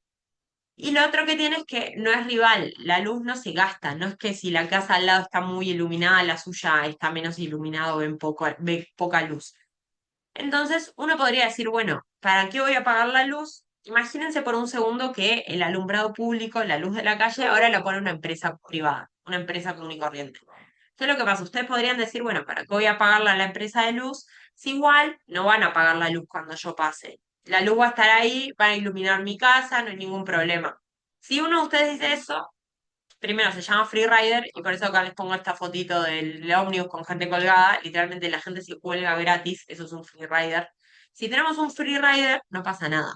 Ahora, si todos somos Free Riders y nadie paga la luz, ¿qué va a pasar? No va a haber luz. Tan fácil como eso. Y por eso, en muchos casos, por ejemplo, el alumbrado público se encarga el Estado. Y como estos ejemplos tenemos miles, pero el Estado, el mercado por sí mismo no proveería correctamente la cantidad de luz, por decir algo. Las fallas de mercado son un ejemplo muy claro de intervención del Estado. Bien. Otra intervención que tenemos del Estado tiene que ver con suavizar las fluctuaciones económicas, con tratar de hacerlas un poco más amenas. ¿Qué es lo que pasa? Tenemos ciclos económicos, tenemos momentos en los que la economía crece y momentos en los que la economía cae, momentos de auge, momentos de recesión. Es lo más común del mundo. ¿Qué es lo que pasa? Si bien esto es una rayita en una PPT y capaz no les importa mucho, esta rayita cayendo, si cae el PBI, cae la economía, lo que significa es que hay empresas cerrando, gente que se queda en la calle, gente que no tiene para comprar la comida, para pagar el colegio de sus hijos. Es un problema enorme. Ahora, cuando crece esto es un boom económico y estamos todos contentos, vinieron empresas, nos contrataron a todos, tenemos un montón de plata. Pero ¿qué pasa? La economía va en fluctuación, a veces va bárbaro y a veces va horrible. Y finalmente los gobiernos tienen una función también que incorporaron como un poco más nueva, más de después de la crisis del 29 en Estados Unidos, que es tratar de suavizar estos ciclos. Tratamos de no crecer tanto en el boom, porque en el boom vamos a ahorrar, así que el gobierno va a recortar, se va a achicar un poquito o debería achicarse un poquito para poder tener un buen colchón cuando la economía viene mal. Así tenemos un ahorro, tenemos una base para cuando todo está complicado, podemos potenciar un poco. Y la idea justamente es que los ciclos no sean tan dispersos, sino que tratar de que sean lo más lineales posible, lo más parecido a esta línea de fondo que tenemos. ¿Sí? Que los ciclos no sean tan pronunciados. Esa es una función también muy común que ha incorporado los gobiernos en el último tiempo. Les digo, esto es muy común, es una lógica que viene de Keynes, después de la crisis del 29. Y la última función que tenemos, que también es bastante más nueva, tiene que ver con una lógica más redistributiva. Que primero, puede ser una intervención directa del Estado, que pasa en muchos países, el gobierno le saca a cierto grupo porque dice que tiene buenos ingresos y se los da a un grupo de bajos ingresos. O sea, directamente una transferencia muy lineal, le sacamos a este y le damos al otro, muy Robin Hood, por decirlo de alguna manera. Pero hay algunos mecanismos de redistribución que son un poco más complejos, pero que a mi entender tienen muy buenos resultados o mejores resultados por lo menos a largo plazo, como tiene que ver con la provisión de bienes como es la educación y la salud. ¿Qué es lo que pasa? Si hay un buen nivel de educación que provee el Estado para toda la población, o sea que incluso sin tener un alto nivel económico uno puede acceder a un buen nivel educativo, entonces eventualmente ese buen nivel educativo podría derivar en oportunidades laborales mejores que al final del día aumentarían el ingreso sin necesidad de hacer esta lógica de le saco uno y le doy a otros, pensando como un juego de suma cero, sino genuinamente pensando en cómo hacer para que la economía crezca más, porque si tenemos personas más educadas, entonces al final del día vamos a ser más productivos. Y lo mismo con la salud. Personas que no son saludables y evidentemente no pueden entrar correctamente al mercado laboral. Y aparte de todos los problemas personales que uno puede tener teniendo problemas de salud. Pero al final del día es muy común la provisión de este tipo de servicios por parte del Estado, justamente pensando de alguna manera como un derecho universal básico, pero también con una lógica redistributiva o con una lógica de poder mejorar las condiciones de vida de la población a largo plazo. Bien, no solo como a corto plazo un impuesto que le doy al otro, que esa es una solución que la aplican en todos los países. Funciona, es una buena curita, pero muy de corto plazo, pero estas son soluciones más a largo. Bien. ¿Dudas hasta acá? ¿Manos levantadas que me hayan quedado? ¿Que me perdí en el camino? No, perfecto. Bien. Ahora, ¿cuándo no le conviene intervenir al Estado? O sea, cuando todo lo contrario, cuando, por favor, si les toca estar en esa situación, o sea, por favor no lo hagan porque esto lo hacen todos los países del mundo y a mí me queman los ojos y digo, es lo peor que pueden estar haciendo. Pasa mucho con proteger lo que debe desaparecer. Bien. Es muy común sectores de la economía que ya dejan de ser eficientes, dejan de funcionar. Por ejemplo, llegó Netflix y Blockbuster evidentemente desapareció. ¿Sí? ¿Por qué? No porque Blockbuster era una mala empresa, sino porque se crea una nueva tecnología más avanzada, superior. ¿Qué es lo que pasa? No tendría mucho sentido como gobierno decir vamos a proteger Blockbuster porque mirá todos los puestos de trabajo que genera Blockbuster, no los podemos perder. No, o sea, ¿qué vamos a hacer con toda esta gente que queda en la calle? Vamos a poner subsidios especiales y vamos a prohibir Netflix, así la gente de Blockbuster no pierde su trabajo. Primero, ¿saben lo que es Blockbuster o estoy hablando en otro? Ah, gracias. Veo algunos guiños por lo menos. Em, ¿Qué es lo que pasa? Pasa muchísimo en gobiernos, en muchísimos países del mundo, hay industrias que simplemente van quedando desactualizadas, o empresas que van quedando desactualizadas, o sectores que por alguna razón van perdiendo su relevancia económica. O mismo también que pasaba ahora que me preguntaron más al principio, por el acuerdo Unión Europea y Mercosur. ¿Qué es lo que pasa? El acuerdo entre la Unión Europea y el Mercosur va a permitir que ingresen al Mercosur un montón de productos que antes no ingresaban o que ingresaban con aranceles muy altos y por ende permitían proteger una industria local. ¿Qué es lo que pasa? Esa industria local capaz al abrirse al mundo no es tan competitiva y capaz no puede resistir esa apertura. Ahora, ¿conviene estar manteniendo una industria a fuerza que no es competitiva? ¿Conviene darle subsidios a una industria que no va a ser competitiva o a una industria que ya quedó desactualizada? Tiendo a pensar que no, pero les juro que es lo más común del mundo. Subsidios a sectores específicos, o a veces en muchos casos no subsidios, pero regulaciones específicas que le salvan la vida a un sector que si esas regulaciones no existieran, no podría estar ahí. Bien, eso también es muy común. No sé si se les ocurre en alguno de sus países o yo he leído, en Uruguay pasa un montón y he leído en millones de países de Latinoamérica casos muy similares, de sectores que van quedando y bueno, que cuesta un poco avanzar. ¿Qué es lo que pasa? Y no digo que hay que cerrar todo lo que sea ineficiente, sino que simplemente hay que dejar que la economía siga su curso. Porque ¿qué es lo que pasa? Si nosotros tratamos de mantener un sector a fuerza, le mandamos recursos a ese sector. Acuérdense del principio de lo que dijimos. Los recursos que tenemos son escasos, son limitados. Ahora, parte de esos recursos escasos, nosotros los queremos mandar a un sector que es ineficiente, pero porque queremos mantenerlo a flote. Con toda la buena intención del mundo, ¿eh? Nosotros queremos que este sector que no está funcionando, queremos que esta gente no pierda sus puestos de trabajo. Así que vamos a mandar subsidios específicos a este sector para que se pueda mantener. O vamos a dar una regulación especial para este sector. ¿Qué es lo que va a terminar pasando? Primero, para mandar recursos a un sector particular, de algún lado los sacamos. O sea, de algún lado sacamos esos recursos. O porque le cobramos impuestos a otros sectores, o porque esos recursos no fueron para educación o salud o seguridad. O sea, de algún lado esa plata sale, si se la vamos a dar a un sector que es ineficiente. ¿Y qué es lo otro que pasa? Primero estamos, al mantener a flote un sector que es ineficiente, justamente desempleo y esos recursos no fluyen no solo los recursos que el Estado le da, sino los recursos que el propio sector tiene. Por ejemplo, esos empleados que trabajan en un sector ineficiente no pasan a un sector eficiente donde podrían ser más productivos y donde podrían permitir que haya más crecimiento de la economía. ¿Sí? Termina siendo un problema de los dos lados. Primero, no solo mantenemos algo que no funciona, sino que estamos limitando las cosas que sí funcionan. Las cosas que sí funcionan, les estamos limitando que crezcan, ¿sí? No les estamos permitiendo avanzar. Eso es súper común, pasa mucho. No es con mala intención, o sea, por un lado, creo que va por dos lados. Uno, por el lado de el empleo que tiene una empresa particular o un sector particular que evidentemente uno nunca quiere dejar a gente en la calle. Ahora, ¿qué es lo que pasa? existen un millón de instrumentos de recapacitación, reconversión laboral, o es mucho más barato, por decirlo de alguna manera, darle recursos y darle seguros de empleo a ese sector partido, no el sector, a esas personas que se quedaron sin trabajo antes que dárselo a un sector entero. Bien, pero suele pasar. Y lo otro es como una razón mucho más de nostalgia, no tanto dejar afuera a la gente, sino decir, bueno, pero mira este sector, en un momento mirá lo grande que era, y mirá cómo movía la economía, mirá qué triste que desaparezca o qué triste lo rápido que se mueven las cosas. Antes todo lo hacíamos a mano y había un trabajo más artesanal y ahora todo viene y lo hace una máquina. Es verdad, o sea, lo entiendo. Pero al final del día, el hecho de que decir viene y lo hace una máquina, si bien le saca puesto de trabajo a la población, es verdad, eventualmente nos permite ser más eficientes, permite producir más. Y uno podría decir, me quiero quedar acá, la verdad, no quiero traer máquinas, a mí me gusta que estas cosas las hagan las personas, lo hagan a mano. ¿Qué es lo que pasa? El resto del mundo avanza.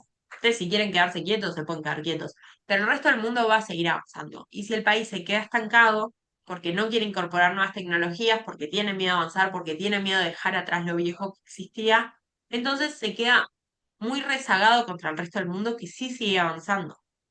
Sí, ¿quién tengo una Ejemplo, mano de... Ah, bueno, tengo dos manos entonces. perdón, ejemplo básico en Uruguay es el Portland de acá, que es el más reciente. 30 millones de dólares anuales, que en realidad la resistencia a hincarle el diente es el sindicato. Digo, nosotros en el periodo pasado sacamos a subasta el horno de Paysandú y a ver, básicamente lo que pasó fue que el sindicato boicoteó la subasta. Que es mucho más Bien, profundo el tema, ¿no? Y es un tema también de decisión política en serio de al menos reestructurar la empresa pública. sin duda. Explico para algunos si no está familiarizado con el tema. ANCAP es la empresa pública uruguaya que se encarga de lo que es importación, refinación de petróleo y también tiene una fábrica de Portland. ¿Por qué? No me pregunten, es un tema para otro día.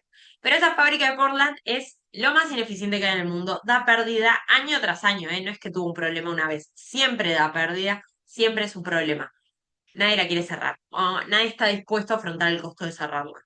¿Por qué? Porque la gente queda en la calle, el sindicato se para de punta, porque bueno, hay fábricas y hay una instalación y cierta capacidad que quedaría ociosa. O sea, esto es un problema por atrás que no se ha podido avanzar mucho, o sea, se han hecho algunos cambios en el tema, pero eventualmente seguimos teniendo la fábrica ahí de Portland y sigue dando pérdida y el Estado le sigue poniendo plata arriba año tras año.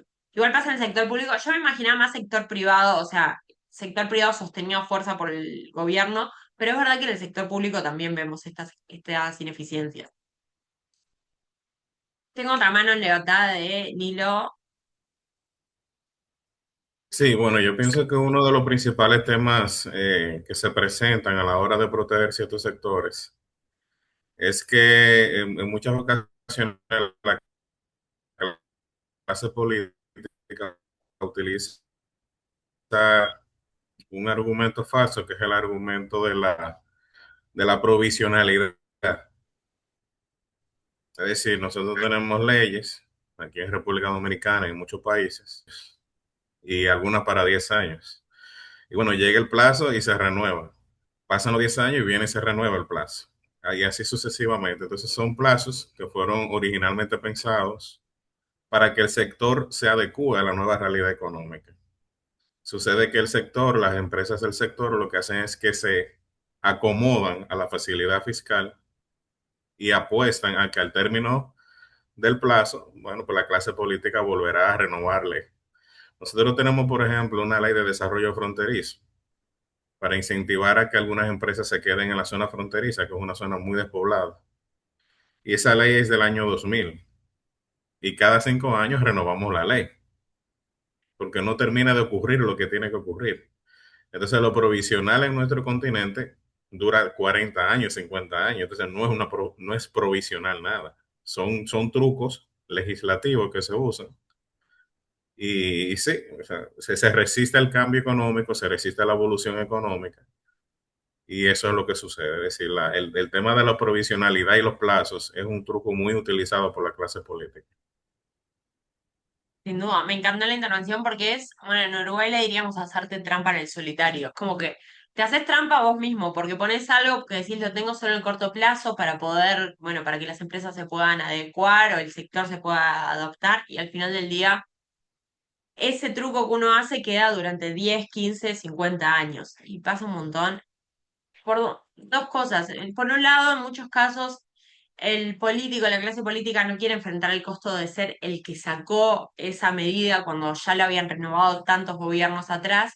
Y también del otro lado, muchos grupos tienen una capacidad de lobby muy importante. Más pasa mucho en países latinoamericanos que ni siquiera quiero entrar en el tema corrupción, ni siquiera lo estoy diciendo por eso, que aparte sé que existe sin duda, pero lo estoy hablando de algo más simple, o sea, muchos países capaz son chicos o capaz tenés un conocido que está en el gobierno, que entonces te podés juntar y explicarle por qué tu sector es súper importante y es re necesario que siga teniendo la provisión, o sea, y pasa, y pueden pasar los años y eventualmente nadie lo sacó y bueno, como ya estuvo 50 años, que esté 50 más. Pasa mucho. Un concepto que les quería decir en relación a esto de proteger lo que ya no tiene sentido tener es algo que se llama destrucción creativa. Bien, la destrucción creativa es un concepto que fija Schumpeter, ¿sí? Es un concepto que él arma, pero hace poco lo formalizan Ashion y Howitt, que son los que ganaron el Nobel de Economía el año pasado, que relacionan esta lógica de destrucción creativa con el crecimiento económico. ¿Alguno escuchó lo que es destrucción creativa? ¿Alguno le suena algo? La destrucción creativa para mí es un concepto que de verdad, les juro que es un conceptazo, que es básicamente que siempre que se crea algo nuevo, hay algo viejo que se está destruyendo. Si yo genero una nueva forma de producir computadoras, entonces, ¿qué va a pasar? Y bueno, la forma anterior de producir computadoras ya no se va a usar, ya no se va a usar. La maquinaria que antes existía para producir computadoras, ahora va a ser reemplazada por maquinaria nueva. Estoy destruyendo métodos viejos para poder adoptar los métodos nuevos. Y es lo más común del mundo que ante esta destrucción creativa haya oposición, haya resistencia. Es lo más común que el empresario que ya había comprado todas las máquinas viejas y que ya las tiene funcionando porque las compré hace 5 años, evidentemente ahora que sale una máquina nueva y una nueva metodología para hacer computadoras, y la verdad es que al loco le va a molestar que haya un cambio tan drástico que le va a salir millones de dólares a cambiar, capaz de adoptarlo. Ahora, ¿qué es lo que pasa? Si bien puede haber resistencia de grupos que ya están con anterioridad o que ya están usando las tecnologías viejas, adoptar estas nuevas tecnologías es lo que nos permite seguir avanzando, es lo que permite que podemos producir cada vez más, de manera más eficiente, más rápida, más barato, es lo que permite que sigamos hacia adelante, es lo que permite que la economía avance. Es como, para mí es un concepto súper interesante esto de que si va a haber algo nuevo, en realidad en el fondo estamos destruyendo lo viejo, pero es bueno destruir eso viejo. Es esta idea de destrucción creativa, estamos destruyendo lo viejo porque estamos creando algo nuevo y algo mucho mejor. Y eso nuevo y mucho mejor, si bien puede ser doloroso adoptarlo, porque si bien puede generar costos en el corto plazo, les digo, la empresa que tiene la tecnología vieja para producir le va a costar adoptar una tecnología nueva, le va a costar adaptarse, no solo tiene que comprar máquinas nuevas, tiene que capacitar a los trabajadores que antes usaban una máquina para que usen una distinta, o sea, es todo un proceso, pero es súper positivo a largo plazo. A largo plazo los beneficios exceden, pero por robo a las contras que puede tener adoptar estas nuevas tecnologías. ¿Sí? Estos beneficios de una nueva tecnología son ampliamente superiores a las contras. Bien. ¿Dudas hasta acá? Bien, si no hay dudas, en realidad les vengo con el resumen, el Yo, cierre, yo qué es tengo lo una que se pregunta debería nada más. llevar de esta clase. ¿Hay alguien me preguntó algo? Escucho Sí, un no, micrófono solo quería abierto. saber para entender claramente el concepto. Por ejemplo, destrucción creativa puede ser el hecho de las apps móviles como Uber, Cabify o también como de servicios de entrega y demás. O sea, podría ser en el transporte, por ejemplo, eso. O sea, vos decís, por ejemplo, el hecho de adoptar Uber o Cabify versus el taxi que siempre existió. Ajá, exacto, sí. Bien, sí, eso es muy claro, por ejemplo. Se crea Uber, llega Uber y en casi todos los países en los que llegó Uber tenemos resistencia al taxi, en todos. ¿Qué es lo que pasa? El taxi es el único que tenía el transporte individual de pasajeros, evidentemente estaba muy cómodo en su sector, digo, ya manejaba cómo funcionaba, tenía la logística, todos los taxistas contentos con cómo funcionaba. ¿Qué es lo que pasa? Viene Uber. Y evidentemente distorsionan la industria, distorsionan los taxistas que estaban antes. Y estos taxistas se resisten. Y es lo más natural del mundo que el taxista que estaba antes no quiera que venga un Uber. Les juro que no estoy culpando al taxista porque lo entiendo, del fondo de mi corazón lo entiendo al tipo. Ahora, ¿qué es lo que pasa? Como población, evidentemente nos conviene tener más formas de transporte que sean más baratas, que sean más eficientes, que nos permitan acceder a autos que capaz son más nuevos o una calidad distinta. O, por ejemplo, antes el taxi lo tenías que llamar y ahora teniendo la app de Uber o del Cabify es mucho más fácil, o sea, uno lo puede pedir desde el móvil sin tener que hablar directamente con el taxista, esperar a que te atienda. O sea, tiene sin duda un montón de beneficios, pero también tenemos como una resistencia del grupo que ya estaba ahí. Pero bueno, no tendría sentido decir, bueno, no incorporemos nuevas formas de transporte porque ya tenemos el taxi y a los taxistas no les va a gustar que venga Uber. Quedémonos con el taxi para siempre. Y bueno, al final no funciona. O sea, no es que no funciona, pero no podemos avanzar si tenemos esta lógica. Y eso es re común. ¿Pero se entendió? Perfectamente. Pero ¿por qué para la clase política, perdón, no es tan fácil adoptar o pensar en mecanismos de destrucción creativa si es que es beneficioso? O no lo ven de esa manera, te consulto, ¿no? O sea, si es que después de todo entiendo, o sea, para los políticos termina siendo una lucha constante y un poco por conocimiento de causa lo digo en el tema de la regularización o adopción de tecnologías como Uber, porque los taxis formales están súper en contra. Pero, ¿por qué para la clase política es realmente termina siendo difícil si, digamos, económicamente beneficia a la sociedad y permite mayor crecimiento y demás? ¿Por qué no es tan fácil pensarlo de esa manera? O sea, para Bien, los políticos.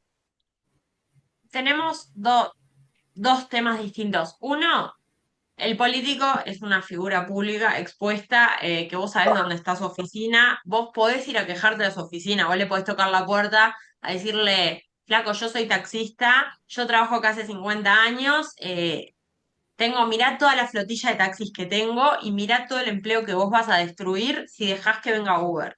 O sea, y el político es como que lo tiene ahí enfrente suyo, viendo todas las contras que puede tener la adopción de las nuevas tecnologías. El taxista no solo se va a quejar en su casa porque no le gusta que venga Uber. Eventualmente, cuando son organizaciones un poco más armadas, organizadas o que tienen cierta capacidad de poder de lobby, directamente le van a tocar la puerta al político y le van a decir, che, esto es un problema, o sea, no lo hagas. No digo que el político tenga que responder y no hacerlo porque los taxistas se están quejando, pero el taxista se va a quejar y va a poner resistencia. No es resistencia que él piense que está mal, es que genuinamente va a ir a quejarse y poner resistencia, que la vas a ver. Van a salir en el informativo, en el diario, en la radio, quejándose de todos los problemas y todos los males que va a traer el Uber y todos los puestos de trabajo que se van a perder. Y el político eso lo ve, dice, che, viene Uber, es esto nuevo, no lo conozco, capaz hay beneficio para el consumidor, pero no lo conozco, pero ya sé que se van a perder tantos puestos de trabajo de un taxista. Hay un efecto ahí que es como que el político lo ve muy, muy diferente. Entonces le puede costar tomar la decisión. Por otro lado, hay algo que es como la capacidad de organización. ¿Qué es lo que pasa? Los taxistas, hay una cantidad limitada de empresas de taxi en un país, ¿bien?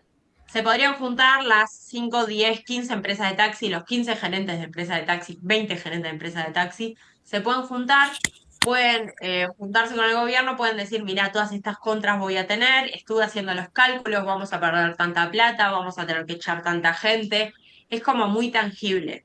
¿Qué es lo que pasa? El beneficio para los consumidores, bueno, capaz es un beneficio para todos los consumidores que ahora el taxi sale, el transporte sale, no sé, $1, $2 más barato. ¿Vos vas a ir al gobierno a quejarte porque capaz te bajaban $2 el transporte? Probablemente no. Y aparte de que para juntarnos todos los ciudadanos a quejarnos, tendríamos que ir, no sé, a un estadio a juntarnos todos. Es imposible imaginarse una organización de esa manera. Bien, y más que el beneficio es muy chiquito. El beneficio o las contras económicas para el taxista pueden ser muy grandes, mientras que el beneficio es para toda la sociedad, pero para cada uno de ustedes es muy chiquitito. Entonces, capaz no va a haber, si bien hay un lobby muy activo en contra del taxi, no va a haber un lobby tan activo a favor de Uber. Eso también es un problema que tiene la destrucción creativa en muchos casos, más como en la adopción de empresas nuevas. Perfecto, gracias. No, de nada. Bueno, tengo dos dudas más, Andrés y Sandy, y después hacemos un cierre, ¿bien? Cuéntame. Hola, buenas tardes. Duda y comentario. Em, sí, justamente estoy oyendo las participaciones. La verdad me parece excelente la clase, una perspectiva liberal, muy saludable y que de alguna manera no ha terminado de permear en América Latina. A mí me parece que tanto en México como en todos los países de América Latina, los políticos han sido muy eficientes para vendernos el tema de la corrupción como si ese fuera el principal problema. Y no digo que la corrupción no sea un problema principal, pero tenemos un problema de ineficiencia económica total. O sea, realmente, como esto que estamos comentando ahorita, que preguntaba mi compañero anteriormente, no somos la única región del mundo donde hemos creado esas estructuras clientelares, porque al final de cuentas son estructuras clientelares la razón por la cual no permitimos la innovación en la mayoría de los países. Pero sí hemos permitido que esas estructuras hagan simbiosis con el Estado y que sea prácticamente imposible desmantelarlas. Ya no importa tanto de partidos o quién gane, sino que esas estructuras se ha permitido que se peguen al Estado. Y por otro lado, justamente, que desde el SET, ¿qué soluciones ven para este problema en países donde estas estructuras están tan arraigadas, estas estructuras que impiden el avance de la economía? Esa sería mi pregunta. Bien, primero estoy totalmente de acuerdo con el comentario, que es verdad que pasa, en algunos países más que en otros, pero pasa. ¿Qué se puede hacer? Es verdad que es un problema porque en muchos casos estas estructuras están muy arraigadas y en muchos casos también muy cercanas a justamente a la clase política, que es quien toma las decisiones de mantenerla o sacarlas. Eh, Tiendo a pensar que en general, si es una estructura muy fuerte, uno podría tratar de solucionar otros problemas más simples de solucionar o que no estén tan arraigados y tratar de mejorar, porque es verdad que hay un montón de ineficiencias en el Estado. Tratar de mejorar las eficiencias que son más simples o que no tienen tanto arraigo por detrás y bueno, después adentrar con estas estructuras un poco más pesadas. Eso es una estrategia que se puede hacer, como decir, entender que no se puede solucionar todas las ineficiencias, en el mundo ideal sí, pero bajando a tierra saber que no, bueno, trato de solucionar las que sí. Y en otros casos, capaz sí es aprovechar como, capaz estrategias, bueno, son estructuras muy arraigadas, pero esta es una estructura que está muy arraigada con el partido tal. Entonces, ahora que gobierna este otro partido, aprovechemos para no sacar toda la estructura de una, pero por lo menos bajarle el nivel, bajar algunas regulaciones particulares, como de a poco tratar de bajar beneficios o por lo menos permitir que haya más competencia. No necesariamente sacar beneficios, sino permitir que otros actores entren en el sector y a veces el mercado termina regulándolo solo.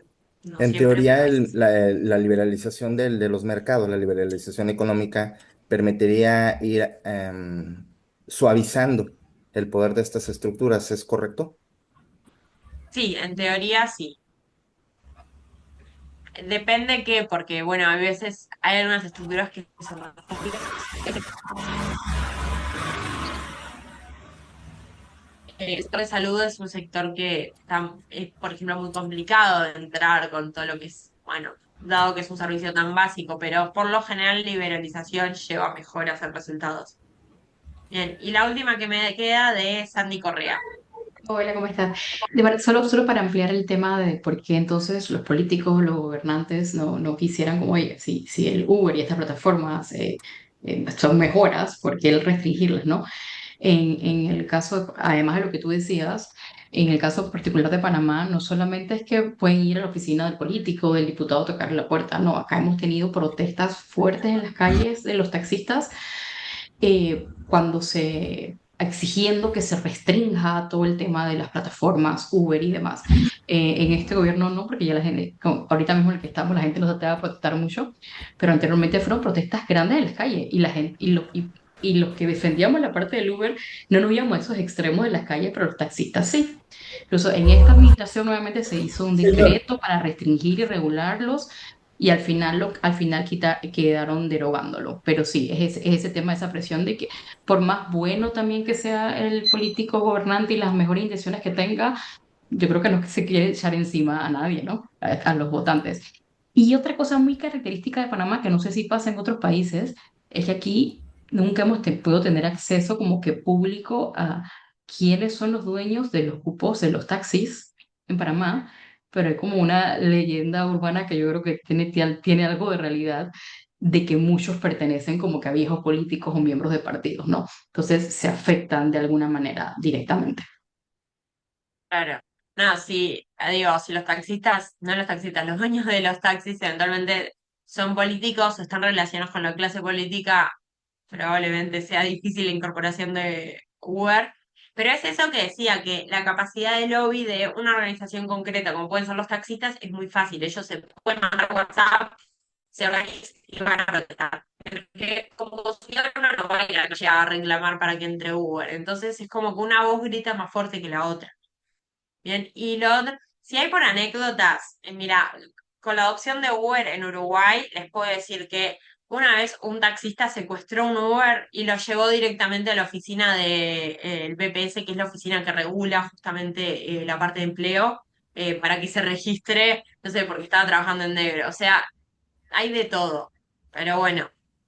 Eh, pero no quiero entrar solo en el tema transporte, es esta lógica de que al final del día nuevas tecnologías, nadie por mal realmente, no, ni siquiera estoy hablando de malas intenciones acá, pero es verdad que cuesta adoptar estas nuevas tecnologías, siempre hay oposición de quienes están antes, pero esta destrucción creativa es la que nos permite ir avanzando. Y lo que jamás va a tener sentido en el mundo es decir, voy a proteger esta industria que ya estaba y nunca voy a adoptar las nuevas tecnologías porque son lo peor del mundo y porque al final del día uno pierde. Bien, ahora, resumiendo, ¿qué es lo que me gustaría que se lleven de esta clase? Por si no me escucharon nada, por lo menos escúchenme estos últimos segundos, ¿qué mensajes se tienen que llevar? Uno, la economía es decir, cómo emplear recursos escasos para satisfacer necesidades múltiples. Esto lo hacen ustedes todos los días en su casa y esto lo hacen los gobiernos en los países. Hay alguien, creo que se le prendió el micrófono, no sé si se animan a apagarlo. Pero bueno, la economía, tenemos recursos que son escasos, son limitados, tenemos ciertos días en un gobierno, tenemos cierto presupuesto, tenemos cierto capital político, tenemos que decir cómo usarlo. En el tema que les guste, en seguridad, educación, salud, pobreza, primera infancia, vivienda, infraestructura, las necesidades de un gobierno son prácticamente infinitas. No se puede gastar en todo, alguno tiene que ser prioridad. Bien. Lo siguiente es que las buenas intenciones no siempre van a garantizar buenos resultados.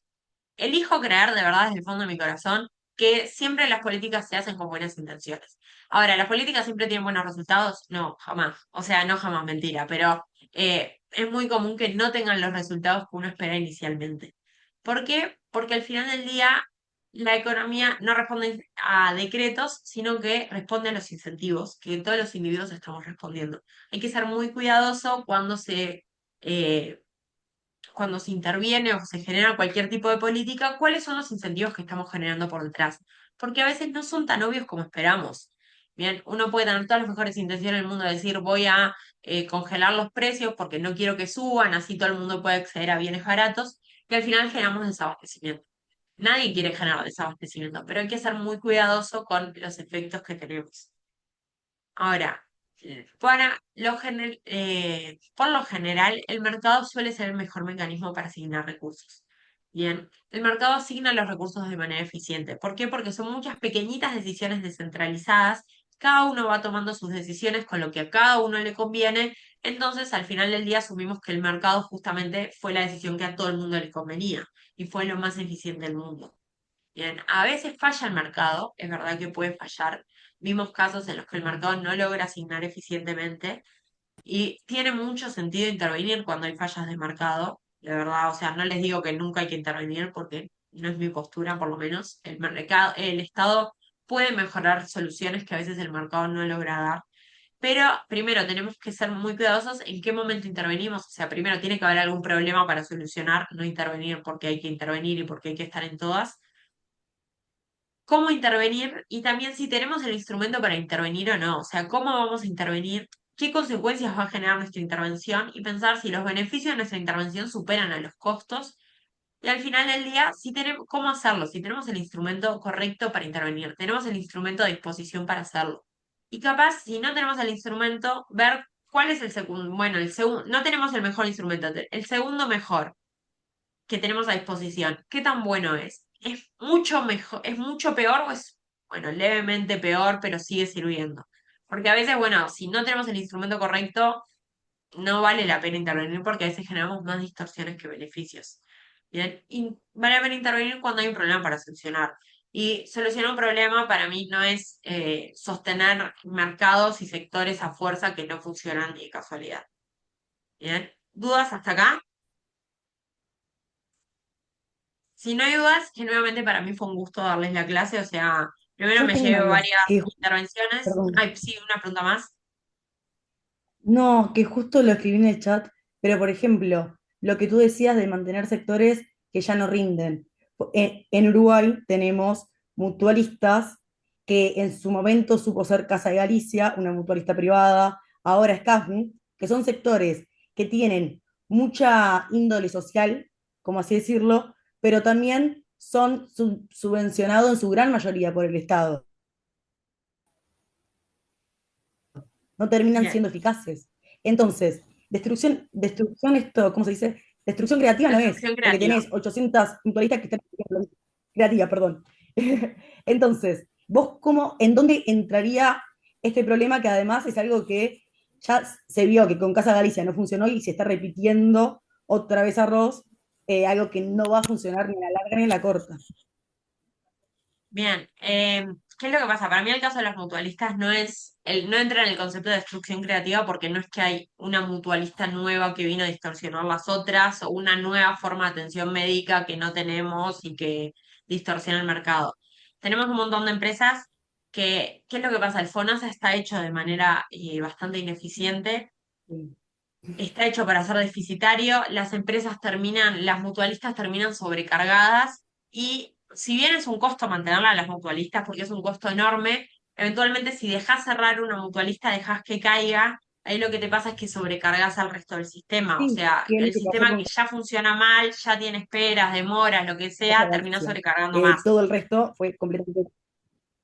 Exacto. ¿Qué es lo que pasa? Ahí es una bomba de tiempo, no es muy fácil el sistema de FONASA, pero a mi entender hay que hacer una reforma que no tiene por qué ser mañana, digo, no es que es un tema que ya haya que resolver, pero sí es un tema que evidentemente no funciona como debería y algo hay que hacer, pero la solución no es una solución de corto plazo, decir le inyecto millones de dólares a una mutualista para que se mantenga a No, flote, sino habría que reformar todo el sistema, que no es pavada, no O viene sea, reformar todo el directamente. sistema, Es un efecto sí, placebo. sí, sí, sin duda. Pero te Gracias, digo, para Luca. mí no entra en destrucción creativa. No, yo la duda Entraría era mucho más en en dónde falla de estaba, mercado. saliendo de la destrucción creativa, en dónde entraba, porque claramente hay otras empresas que ofrecen tal vez hasta mejor nivel que el Casmu. Yo te diría que es una clara falla de mercado, pero es una falla de mercado generada por la intervención estatal. Ese es el problema. Para alguno que no sea uruguayo, no esté familiarizado, en Uruguay tenemos un sistema que rige desde el 2007 para el sistema de salud, que a uno le descuentan un porcentaje pequeño del sueldo y con eso ya uno tiene cobertura médica. ¿Qué es lo que pasa? Ingresaron un montón de usuarios al sistema que antes no estaban, que al final recargan a las empresas de salud. Hay demasiados usuarios, los tiempos de espera son altísimos, pero el sistema es deficitario, tiene problemas por todos lados. Entonces, las mutualistas tienen pérdidas y están enojadas porque tienen pérdidas, los clientes están enojados porque tienen esperas bestiales de muchos meses para conseguir un médico. Es un sistema que no funciona muy correctamente, pero no es muy fácil de solucionar tampoco. Bueno, dudas hasta acá. Si no, igual me van a ver de nuevo el jueves, así que espero haberles caído bien porque me van a volver a ver. El jueves la idea es hacer algo más práctico, que me encantaron las intervenciones que tuvieron, o sea, todas son súper atinadas y varias preguntas. La idea justamente es que vamos a hacer ejercicios por país para que puedan bajar un poco más a tierra todo esto, cómo aplica en cada uno de sus países. ¿Bien? ¿Dudas hasta acá? Débora, no sé si, Sí. sí, no sé si te puedo hacer una consulta sobre el tema impositivo. En el caso de Bolivia tenemos una economía informal bastante grande, el 85% no paga impuestos y solo el 15% es el que financia los servicios públicos y se habla mucho de presión fiscal y presión tributaria. No sé si me podrías explicar un poquito qué refiere este concepto, por favor. Y en la lógica de presión fiscal o presión tributaria, justamente es el peso de los impuestos en la economía. Bien. cuánto pesa el total de impuestos en relación al PBI. Así es como se mide, el total de la recaudación dividido el PBI. En países donde tiene una economía muy informal, más allá de qué impuestos tengan, si los impuestos son muy altos o muy bajos, si la economía está informal, entonces no paga impuestos. Y al final del día, los impuestos pueden llegar a ser altos en los papeles, en papel son altos, pero efectivamente lo que se termina pagando no es tan alto, porque al final del día todo se va en el impuesto. Y eso lo que haría es que la presión tributaria a veces puede ser un poco engañosa, porque no refleja necesariamente lo que se ve genuinamente. Bien, lo que dice la ley y lo que pasa tienen un abismo de diferencia. Los países que tienen presiones tributarias más altos de la región son Cuba, Argentina, Brasil, Uruguay, por decirles un dato. Esos son de los países que tienen, que la recaudación es de las más pesadas en su economía. Bien, un gusto, realmente fue un gusto tener la clase de hoy y nos vemos de nuevo el jueves también a las 6. ¿Bien? Perfecto, Gracias, nos vemos, excelente, nos Débora. vemos. Chao, Hasta hasta luego, luego. gracias. Gracias.